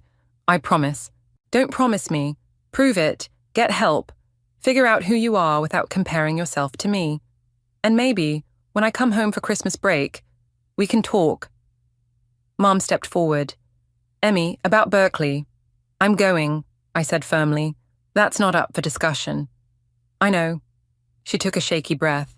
I was going to say, we'll help you move in, if you want. Dad nodded. We should have supported you from the start. We failed you both, in different ways. I looked at my family. Really looked at them. Mom's tired face. Dad's guilty eyes. Savannah's broken expression. We were all damaged, all hurting in our own ways. Okay, I said finally, but things have to change. All of us. Savannah nodded, wiping fresh tears. They will. My phone buzzed. Professor Mitchell checking in about housing options. I have to go, I said. I have a meeting about student housing. As I walked out, I heard Savannah ask Mom about therapy recommendations. It wasn't forgiveness, not yet, but maybe it was a start. Moving day arrived with a mix of nervous energy and cautious hope. My small collection of boxes looked almost pitiful next to the mountain of dorm supplies Mom had insisted on buying. "You don't have to help," I told her as she folded another blanket. "Krista and I can handle it. I want to." She smoothed the fabric with shaking hands. "Emmy, I've been thinking about what you said, about always choosing Savannah." "Mom, we don't have to." "Yes, we do." She set down the blanket. "I was so focused on making Savannah feel special that I forgot you needed that too." "I'm sorry." A knock at my door interrupted us. Savannah stood there, looking uncertain. "Can I come in?" I nodded. She'd started therapy 2 weeks ago, and while it wasn't magical fix, something had shifted between us. "I have something for you." She held out a small package. "For your dorm room." Inside was a framed photo, not of our family, but of me and Krista at graduation, both of us laughing at something off camera.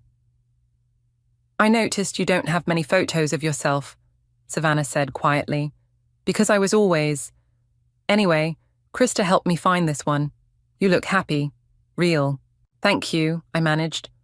"Roy called yesterday," she added. "He wanted to know if you'd changed your number."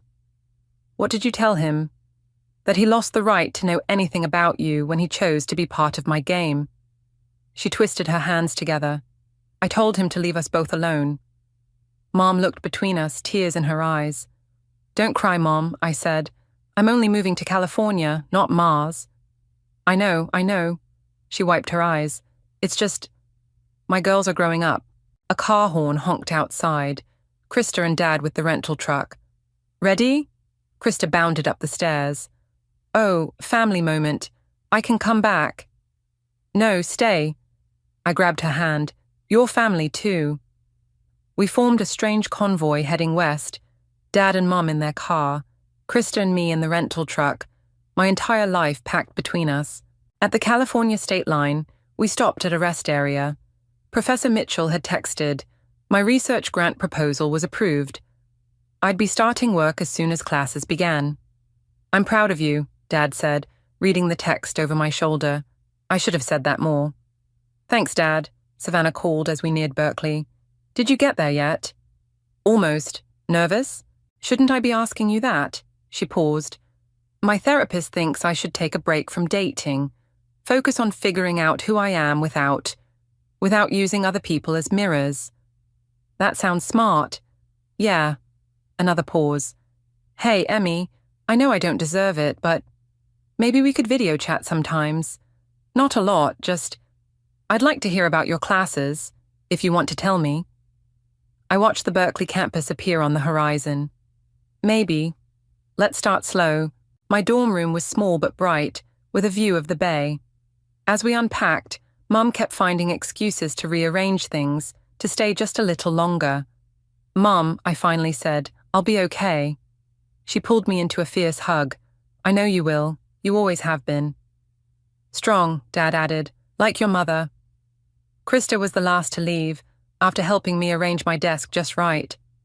"Sure you don't want me to stay?" she asked. "I could defer for a semester." "No way. NYU is waiting for you." I hugged her tight. Besides, Christmas break isn't that far away. After everyone left, I sat at my desk and opened my laptop. The Preston Foundation website was still bookmarked, the scholarship that had changed everything. My phone buzzed with a group text from Mom. "Room looks beautiful. Call when you're settled." Then Savannah. "Found my old notes from freshman year. They're yours if you want them. Probably terrible advice, though." And Krista. "Missing you already. NYU won't know what hit it." Finally, Professor Mitchell. "Ready to change the world?" I looked around my new room, at the photo Savannah had given me, at the city light starting to twinkle outside my window. For the first time in my life, I was exactly where I was supposed to be. I texted back, "Ready," because sometimes the best revenge isn't about getting even. Sometimes it's about getting free. Free to be yourself, free to make mistakes, free to forgive. Not because someone deserves it, but because you deserve peace.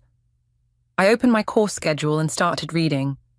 Tomorrow, my real life would begin, and I was ready for every single page of it. The first time I noticed my engagement ring was missing, I was elbow deep in dishwater after another tense family dinner. My sister Savannah had just announced her whirlwind romance with Frederick, and somehow even that managed to overshadow my recent engagement. I'm Lucy, and I've spent 28 years being the responsible one, the steady one, the one who never quite measured up to my baby sister in our parents' eyes. Lucy, honey, are you sure you didn't leave it on the bathroom counter? My mom called from the living room, her voice carrying that familiar note of dismissal. You know how forgetful you can be. I wasn't forgetful, not about this. I'd specifically remembered placing it on the windowsill, above the sink before washing dishes. Shane had proposed just 3 weeks ago, and I treated that ring like it was made of glass. It was right here, I said, my voice tight. I put it right here. Savannah waltzed into the kitchen, her perfect blonde curls bouncing. Oh, don't worry so much. It'll turn up. Speaking of rings, Frederick and I were thinking of something vintage for our wedding. Maybe sapphires. I turned to face her, watching her fidget with her purse strap. Something in her expression made my stomach twist. When exactly are you planning this wedding? I asked, drying my hands. Oh, soon. She smiled that smile, the one that always got her out of trouble as a kid. Actually, that's why I came in here. Could you help me with some planning? I know you're good at organizing things. The compliment felt hollow, like all of Savannah's compliments did. I remembered Shane's words from last week. Maybe we should put a tracker in the ring. You know how things tend to disappear around your sister. I'd laughed it off then, but Shane worked in tech security and insisted. Just a tiny GPS tracker, he'd said. Better safe than sorry. I'd agreed, mostly to humor him. Now I was grateful for his paranoia. Dad, I called out, walking to the living room. Have you seen my ring? My father barely looked up from his newspaper. Lucy, please. Your sister's trying to tell us about her wedding plans. Can't this wait? But Dad. I swear, Lucy, he sighed, finally meeting my eyes. You've always been jealous of your sister's moments, ever since you were kids. The familiar sting of his words made my chest tight. Jealous, my engagement ring is missing. Oh, sweetie, my mom interjected. Maybe you should retrace your steps. You know how you get when you're stressed. I watched Savannah settle onto the couch beside them, her hand clutching her purse just a little too tightly. She'd done this before. Taken my things, claimed them as her own. My favorite sweater in high school, my prom shoes, even my first boyfriend. But this was different. My phone buzzed in my pocket. A text from Shane. Did you activate the tracker yet? I stepped into the hallway, my hands shaking as I opened the tracking app. A small red dot pulsed on the screen, moving steadily away from our parents' house. Another text from Shane. Everything okay? I typed back, no, but it will be. When I returned to the living room, Savannah was gone. She had to run, Mom explained. Said she had an early meeting tomorrow. I nodded, a calm settling over me that I hadn't felt in years. That's fine. I should go too. But you haven't had dessert, Mom protested. I made your favorite apple pie. Another time, I said, gathering my coat. I need to find my ring. Dad lowered his paper. Lucy, don't start drama. Your sister's getting married. Can't you just be happy for her? I paused at the door, looking back at them. You know what? For once, this isn't about Savannah, and I'm done pretending it is.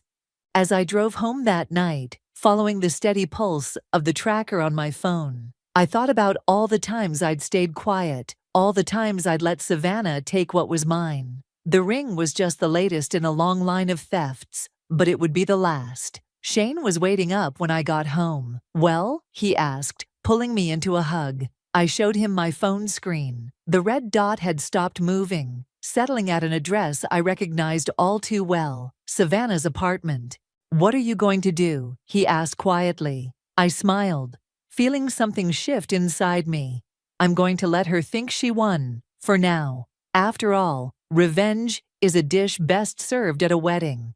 The tracking app became my constant companion over the next few days. I watched that little red dot move between Savannah's apartment, her workplace, and various shopping destinations. Each ping felt like a knife twist, knowing my ring was there, on her finger. "You need to see this," I said to Patricia, over coffee, sliding my phone across the table. We'd been friends since college, and she was the only one who truly understood the Savannah situation. She squinted at the screen. "Hold up, is that?" "Yep, she's at Precious Gems right now, probably getting it resized." Patricia's eyes widened. "That little—" She caught herself, lowering her voice. "Have you told your parents?" I stirred my latte, watching the foam swirl. "They wouldn't believe me, never have before." "Remember when she took your car for a joyride in high school?" Patricia asked. "And somehow you ended up grounded." Dad said I should have hidden the keys better. The memory still stung. But this time I have proof. My phone buzzed. A text from Savannah. "Lunch tomorrow. Have exciting news." Patricia read the message over my shoulder and snorted. "Exciting news. Let me guess. She's engaged?" Bingo. I typed back a cheerful, "Sure," complete with heart emojis. Time to play detective. The next day, I arrived at our usual cafe 15 minutes early, my heart pounding. Savannah breezed in right on time, practically glowing. "Lucy," she air-kissed my cheeks. "You'll never believe what happened." I forced a smile. "Try me." Frederick proposed. She thrust her left hand forward. And there it was, my ring. Slightly altered with additional small diamonds along the band. That's beautiful," I managed, fighting to keep my voice steady. "The band looks unique." "Oh yes," she gushed. "I had it customized. Frederick gave me free rein with the design." She paused, studying my face. "Where's your ring? I haven't seen you wearing it lately." The audacity nearly took my breath away. "I lost it," I said, watching her carefully. Oh no, her concern seemed genuine. But I'd learned long ago how good an actress my sister could be. "Have you looked everywhere? Maybe it's at Mom and Dad's."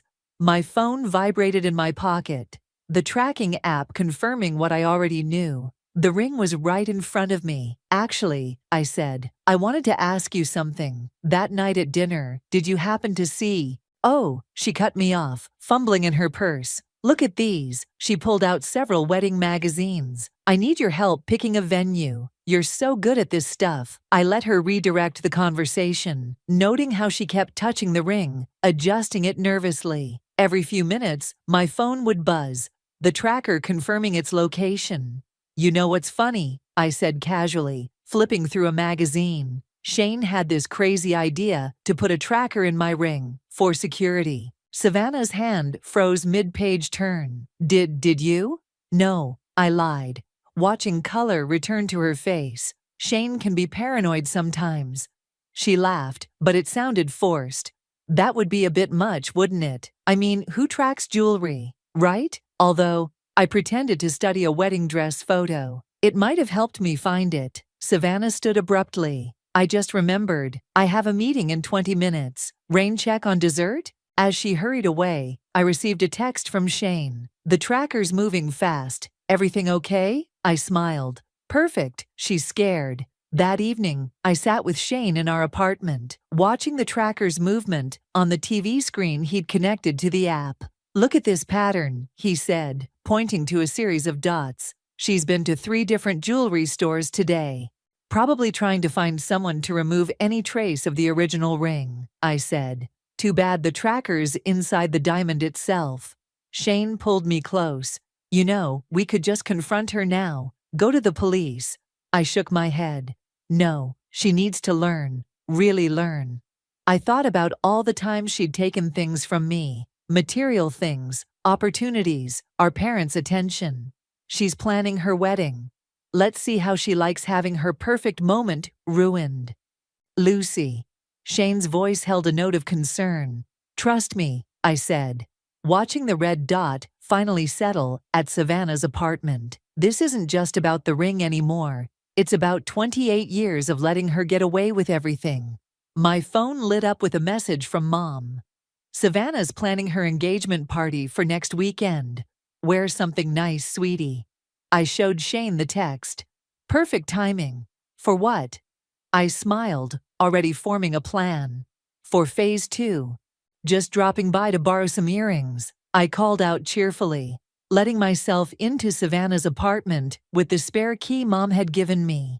I knew she'd be at work. The tracker showed the ring moving around downtown, exactly where her office was located. The place was a mess of wedding magazines, fabric swatches, and cake samples. Typical Savannah, diving headfirst into wedding planning barely a week after her engagement. I started my careful search, making sure not to disturb anything too obviously. My phone rang. "Find anything?" Patricia asked. "Not yet," I whispered, even though I was alone. "But you won't believe what's on her coffee table." "What?" "Wedding invitation samples. And get this, they're dated for next month. She's planning a surprise wedding, not just an engagement party." "No way," Patricia gasped. "Your parents don't know." "Apparently not." I picked up an invitation. The elegant script announced a surprise celebration of love at the Golden Bay Resort. She's going to ambush everyone with a wedding instead of an engagement party. A memory hit me hard. Age 16, my sweet 16 party, transformed last minute into Savannah's early graduation celebration because she'd skipped 2 grades. "Savannah's achievement is just so exceptional," Dad had said. "You understand, don't you, Lucy?" I shook off the memory and continued searching. In Savannah's home office, I found a drawer full of jewelry boxes. My hands trembled as I opened them one by one. "Found something?" Patricia asked. "The original box my ring came in," I said. "She kept it. Can you believe that? That's evidence, right? Along with the tracker? Absolutely." I heard keys jingling in the front door. "Someone's here," I whispered, quickly closing the drawer. "Got to go." I ducked into the walk-in closet just as Savannah's voice filled the apartment. "I know, Frederick, but we have to keep it a secret until the day. It'll be so romantic." My heart pounded as I pressed myself between hanging dresses. Through the slats in the closet door, I could see Savannah pacing, phone to her ear. "Lucy, oh, she's fine. Still moping about losing her ring, but you know how she is," she laughed. "Always losing things." I bit my lip so hard, I tasted blood. "The wedding has to be perfect," she continued. "I've already talked to Sandra about the arrangements. She's Dad's friend, so she'll keep quiet." A pause. "No, don't worry about Lucy's ring. I had it completely redesigned. No one will recognize it." My phone vibrated silently in my pocket. The tracker app was going crazy, showing the ring just feet from my location. I held my breath as Savannah walked past the closet. "Actually, honey, can you come over? I need to show you something." Another pause. "Perfect. See you in 15. I heard her walk into the bathroom and close the door. The shower started running. This was my chance. I slipped out of the closet and made my way to the front door, my heart in my throat. Just as I reached for the handle, I spotted something on the side table, a stack of letters addressed to my parents. I grabbed one, stuffing it into my purse before quietly letting myself out. Safe in my car, I opened the letter. It was a heartfelt note explaining the surprise wedding, begging forgiveness for the deception, and my blood boiled, expressing hope that Lucy won't make a scene like she usually does when things don't go her way. My phone rang. "Shane, you okay?" he asked. "The tracker showed you and the ring in the same location for 20 minutes. "I'm fine," I said, starting the car. "But I found something interesting. Savannah's planning to turn her engagement party into a surprise wedding." "That's bold. That's Savannah." I pulled into traffic. She's always taken what she wanted. My toys, my clothes, my moments. Now she's wearing my engagement ring to her own wedding. "Lucy," Shane said carefully, "maybe we should tell your parents now. Show them the tracking data." "No." I gripped the steering wheel tighter. "Let her have her perfect wedding planning. Let her send out her invitations and pick her flowers. Let her think everything's going exactly as she wants. And then? I thought about the letter in my purse, about Savannah's dismissive laugh on the phone, about 28 years of stepping aside, and then I'll give her the surprise of her life. I smiled grimly. She wants a memorable wedding. I'll make sure everyone remembers it. Just be careful, Shane said. Don't do anything you can't take back. But as I drove home, all I could think about was Savannah wearing my ring, planning her perfect day, expecting me to sit quietly and smile like I always had. Not this time. This time would be different. Mom, Dad, I need to talk to you about something important, I said, placing my laptop on their coffee table. The tracking data was pulled up, ready to show them everything. Can it wait, sweetie? Mom fussed with a flower arrangement. We're expecting Sandra, the party planner, any minute. It's about my ring. I opened the tracking app. And Savannah, Dad lowered his newspaper with that familiar look of disappointment. Lucy, not this again. Just look. I turned the screen toward them. See this dot? It's my engagement ring. The one I lost at dinner that night. Shane installed a tracker in it. Mom's hands fluttered nervously. A tracker? That seems excessive. The ring has been with Savannah ever since it disappeared. Look, I played the location history. Her apartment, her office, jewelry stores. Enough. Dad slammed his hand on the armrest. I won't sit here and listen to these accusations. Your sister is getting engaged, and you're trying to ruin it with wild stories about tracking devices. They're not stories. I pulled out my phone, showing them the live feed. The ring is literally at her workplace right now. The doorbell rang. Mom practically jumped up to answer it. Sandra, thank goodness you're here, she called out. Come in, come in. Sandra swept in, elegant in her designer suit, carrying a portfolio. She'd been Dad's friend for years, always treating Savannah like a favorite niece. Lucy, she nodded coolly at me before turning to my parents. Shall we discuss the party details? Actually, I interrupted, there's something you should all know. It's not just an engagement party. Savannah's planning a surprise wedding. The room went silent. Mom's face paled. How did you? Sandra started, then caught herself. So it's true, Mom whispered. Dad stood up, his face reddening. Sandra, is this correct? Sandra smoothed her skirt, composing herself. Clifford, Rosalind. Savannah wanted it to be a wonderful surprise, a magical moment for everyone. See? I pressed. She's lying to everyone. And she stole my engagement ring to do it. Lucy, Dad's voice thundered. That's enough. Your sister is trying to create a beautiful moment for our family. And you're trying to destroy it with these ridiculous accusations. Ridiculous. I pulled up photos on my phone. Here's my ring from my engagement photos. Here's Savannah's new ring. Look at the unique setting. The tiny chip in the band I always meant to fix. Get out. Dad's voice was quiet, but firm. What? Get out of this house. If you can't be happy for your sister, if you insist on making up these stories. They're not stories. Tears burned in my eyes. Mom, please. Mom wouldn't meet my eyes. Maybe you should go, Lucy. Cool off for a few days. I packed up my laptop with shaking hands. Sandra watched with a satisfied smirk, already pulling out color swatches for the engagement party. Outside, I called Shane. They didn't believe me, I choked out. They threw me out of the house. Come home, he said softly. We'll figure this out. No, I wiped my eyes. I know exactly what I need to do. My phone buzzed with a text from Patricia. Just saw Savannah at the mall. You won't believe what she's doing.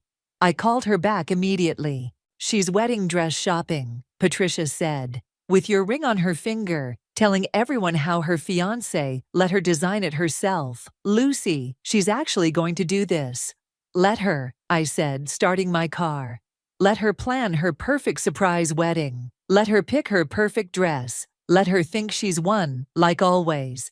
What are you going to do? I thought about the tracking data, the photos, the evidence I'd collected. I'm going to wait until she's standing at that altar, in front of everyone she's lied to, wearing my ring. And then I'm going to tell the truth. Your parents will never forgive you. They've never really been in my corner anyway. I pulled onto the highway. At least this time, I'll make sure everyone knows exactly who Savannah really is. Another text came through from Savannah. Hey sis, sorry to hear about the drama with mom and dad. You know how they get. Still coming to my engagement party, right? I need my big sister there. I stared at the message, at her fake sweetness, at her absolute confidence that I would fall in line like always. Of course, I typed back. Wouldn't miss it for the world. Because I wouldn't. I wouldn't miss it for anything. Savannah wanted a memorable wedding day. I'd make sure she got one. 3 days before the engagement party, I ran into Frederick at the local coffee shop. He was staring at his laptop, looking stressed, and didn't notice me until I was right beside him. Lucy, he jumped quickly, closing his laptop. I didn't expect to see you here. Just grabbing my usual. I gestured to the barista for my order. Wedding planning keeping you busy. His face went blank. What? The engagement party. I corrected smoothly. Must be stressful.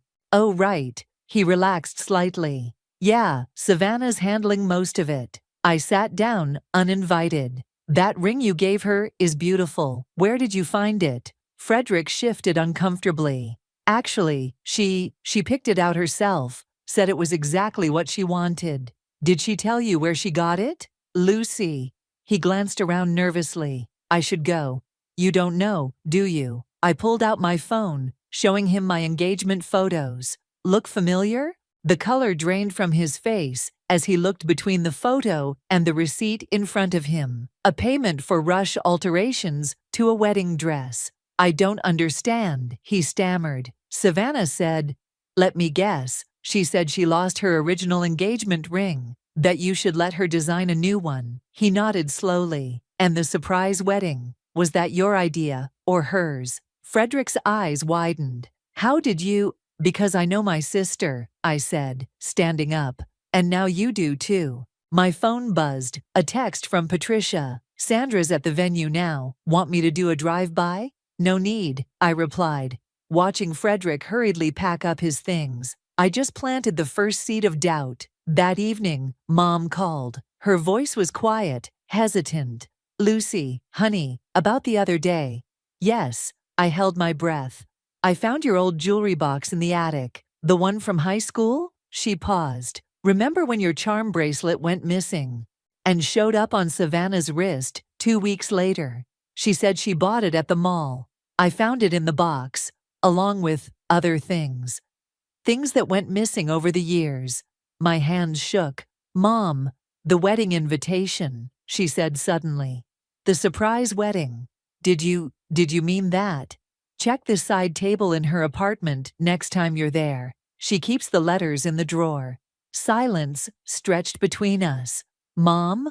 I need to think, she said finally. Just come to the engagement party, okay, please? After we hung up, Shane found me crying on our balcony. We could still stop this, he said softly. Tell everyone now, before. No. I wiped my eyes. She needs to face everyone all at once. No more hiding, no more lies. My phone lit up with a message from Frederick. Can we meet? There's something you should know. We met at a quiet bar across town. Frederick looked like he hadn't slept. I talked to the jeweler, he said, sliding a paper across the table. About the alterations Savannah requested for the ring. He remembered it because he swallowed hard. Because she asked him to remove any trace of the original purchase. I looked at the jeweler's statement. There it was, in black and white. The attempt to erase my ring's history. There's more, Frederick said. The wedding. I never agreed to a surprise wedding. She told everyone I wanted it that way, but I didn't even know until yesterday. What are you going to do? He stared into his untouched beer. What can I do? Everything's paid for. Everyone's coming. My family's flying in. You could tell the truth. Like you're planning to? His eyes met mine. I saw the tracking data on your phone. I know what you're going to do. I leaned back. Are you going to warn her? No. He stood up, dropping some cash on the table. But Lucy, make it quick. Make it clean. Don't drag it out. As he walked away, my phone buzzed with a message from Savannah. Final dress fitting tomorrow. Wish you could be there, sis. Can't wait for you to see everything come together. I looked at the tracking app, watching the red dot that represented my ring, moving through the city. 2 more days. 2 more days until Savannah's perfect wedding. 2 more days until the truth came out. Shane was right. I could stop this now. Tell everyone. Prevent the spectacle. Avoid the drama. But then I remembered the jewelry box in the attic. Years of stolen moments, of lies, of playing the perfect daughter while I was pushed aside. No, Savannah wanted a wedding everyone would remember. And that's exactly what she was going to get. The Golden Bay Resort buzzed with activity as guests arrived for what they thought was an engagement party.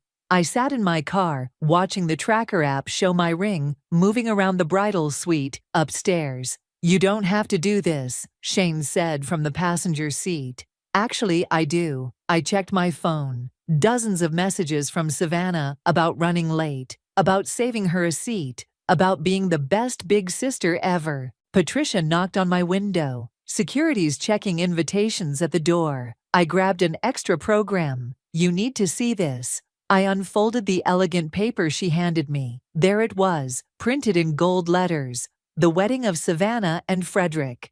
Look at the time, Patricia pointed. She's starting in 30 minutes. My phone rang. Mom. Lucy, where are you? Her voice was tense. I found the letters and the wedding program. Please tell me you're coming. I'm outside. Good, because I need. She lowered her voice. I need you to help me stop this. I gripped the steering wheel. Stop it? Now you want to stop it? I was wrong, she whispered. About so many things. But we can't let her do this. Your father, he's going to be devastated. No, Mom. I watched more guests file in, dressed for a casual party, about to be surprised with a wedding. Savannah needs to face what she's done, all of it. I hung up and turned to Shane. Ready? He squeezed my hand. Whatever happens in there, I'm with you. Inside, the resort's ballroom had been transformed into a wedding venue. White chairs, flower arches, and confused guests milling around in cocktail attire. Lucy, Sandra intercepted me at the door. You're not supposed to be here. Really? I smiled sweetly. My invitation says otherwise. After your behavior. Let her in. Frederick appeared beside us, looking pale. She has every right to be here. Sandra's eyes narrowed, but she stepped aside. I found my seat in the front row, next to my parents. Dad was already red-faced, clutching a wedding program. Did you know about this? He demanded. Yes. And you didn't tell us? Would you have believed me? Before he could answer, music started playing. Sandra hurried around, instructing shocked guests to take their seats. Ladies and gentlemen, she announced, Savannah and Frederick have a wonderful surprise for you all today. Gasps and murmurs filled the room as she revealed the true nature of the gathering. I watched Mom sink into her chair, Dad's hands trembling, as he realized his youngest daughter had planned this deception. The music changed, the doors opened, and there was Savannah, radiant in white, my ring gleaming on her finger. Stop, Mom stood up suddenly. Savannah, stop right there. Savannah froze, halfway down the aisle. Mom? The ring, Mom said clearly. Tell everyone about the ring. The room went silent. Frederick stepped forward from his place at the altar. Savannah, his voice carried in the quiet room. Tell them. Savannah's perfect composure cracked. I don't know what you're talking about. I stood up, phone in hand. Maybe this will help. I connected to the venue's presentation system, something Shane had arranged earlier. The tracking data appeared on the large screen behind the altar, showing months of movement. That dot, I said loudly, is my engagement ring. The one I lost at dinner. The one you took, modified, and are wearing right now. Lucy, you're just jealous, Savannah tried, but her voice shook, like always. The jeweler confirmed it, Frederick cut in. I saw the paperwork myself. Dad stood up slowly. Princess, is this true? Savannah's eyes darted around the room, taking in the shocked faces, the evidence on the screen, her perfect day crumbling. Tears spilled down her cheeks. I just wanted it to be perfect. Lucy always gets the practical things, the responsible things. Just once, I wanted something beautiful, something special, something stolen, I finished. Like everything else over the years. I was going to give it back. When? Mom asked quietly. After you wore it at your secret wedding. After you altered it beyond recognition. Savannah turned to Frederick, reaching for him, but he stepped back. I can't, he said. Not like this. The room erupted in whispers. Sandra tried to maintain order, but guests were already standing, gathering their things. Dad. Savannah's voice was small, childlike. Daddy, please. But for the first time in my memory, Dad turned away from his perfect princess. I watched my sister standing there in her wedding dress, wearing my ring, her carefully constructed world falling apart. Lucy, she whispered, I'm sorry. But as the room emptied around us, as years of lies finally caught up with her, I realized something. Sorry wasn't enough anymore. The ballroom had emptied, except for our family, Frederick, and a few lingering guests who couldn't tear themselves away from the drama. Savannah stood in her wedding dress, mascara running down her cheeks, still wearing my ring. Take it off, I said quietly. Lucy, please, take it off. Her hands shaking, Savannah twisted the ring from her finger. It caught on her knuckle, the resizing hadn't quite worked, before finally coming free. I can explain, she started, but Mom cut her off. Explain what, exactly? Mom's voice was steel. How you stole your sister's engagement ring. How you planned a secret wedding. How you've been lying to everyone. I found your collection, Dad said, his voice hollow. In the attic, your mother showed me. All those things we thought Lucy lost over the years. Savannah's face crumpled. Daddy, I just wanted what you wanted. Frederick stepped forward. What about what I wanted? Did you even think to ask if I wanted a surprise wedding? Of course you did. You said, I said I wanted to marry you someday. Not like this. Not built on lies. Sandra appeared at Frederick's elbow. Should I tell the caterers to pack up? He nodded, not looking at Savannah. I'll handle the cancellation fees. Frederick, no. Savannah reached for him, but he stepped back. I can't trust you, he said simply. How could I marry someone who would do this? Patricia, who'd been filming everything on her phone, finally spoke up. The ring, Savannah, give it back. Savannah looked down at the ring in her palm, then at me. For a moment, I saw something in her eyes. Not just regret or shame, but understanding. Maybe for the first time she was seeing herself through everyone else's eyes. She held out the ring. Lucy, I took it, the familiar weight settling in my palm. The band had been modified, small diamonds added, but underneath it was still my ring. Still the symbol of Shane's love, of our future. Why, I asked, all these years, everything you took, why? Because you had everything. Savannah's voice cracked. You were always the responsible one, the smart one. Mom and Dad were so proud of your grades, your job, your sensible choices. I wanted to be special too. Dad made a strangled sound. You thought we weren't proud of you? You were proud of what I took from Lucy, her achievements, her things, her moments. When I had those, you noticed me. The truth of it hung in the air between us. Mom sank into a chair. Dad's face aged 10 years in 10 seconds. We did this, Mom whispered. We made this happen. No, I said firmly. Savannah made her choices. She knew exactly what she was doing. Frederick cleared his throat. I should go. Savannah, don't call me. He walked out, his footsteps echoing in the nearly empty ballroom. Sandra followed, already on her phone. Probably damage control with the vendors. The ring, Patricia said suddenly. Check the tracker. I pulled out my phone. The app showed the ring exactly where it was. In my hand, no longer moving around the city, no longer part of Savannah's lies. I really am sorry, Savannah said softly. I know it doesn't fix anything, but I am. You're right, I replied. It doesn't fix anything. Dad stepped between us. Girls, maybe we should all go home, talk about this." "No," I cut him off. "We're done talking, done pretending, done making excuses." I turned to Savannah. "You didn't just steal a ring. You tried to steal my whole life, piece by piece, and they let you do it." Mom started crying quietly. Dad looked lost, his perfect family falling apart in a room meant for celebration. "What happens now?" Savannah asked, small and uncertain in her wedding dress. I slipped my ring back on my finger, where it belonged. Now you live with what you've done. No more hiding, no more lying, no more taking what isn't yours." Patricia touched my arm. "Shane's waiting outside. Ready to go?"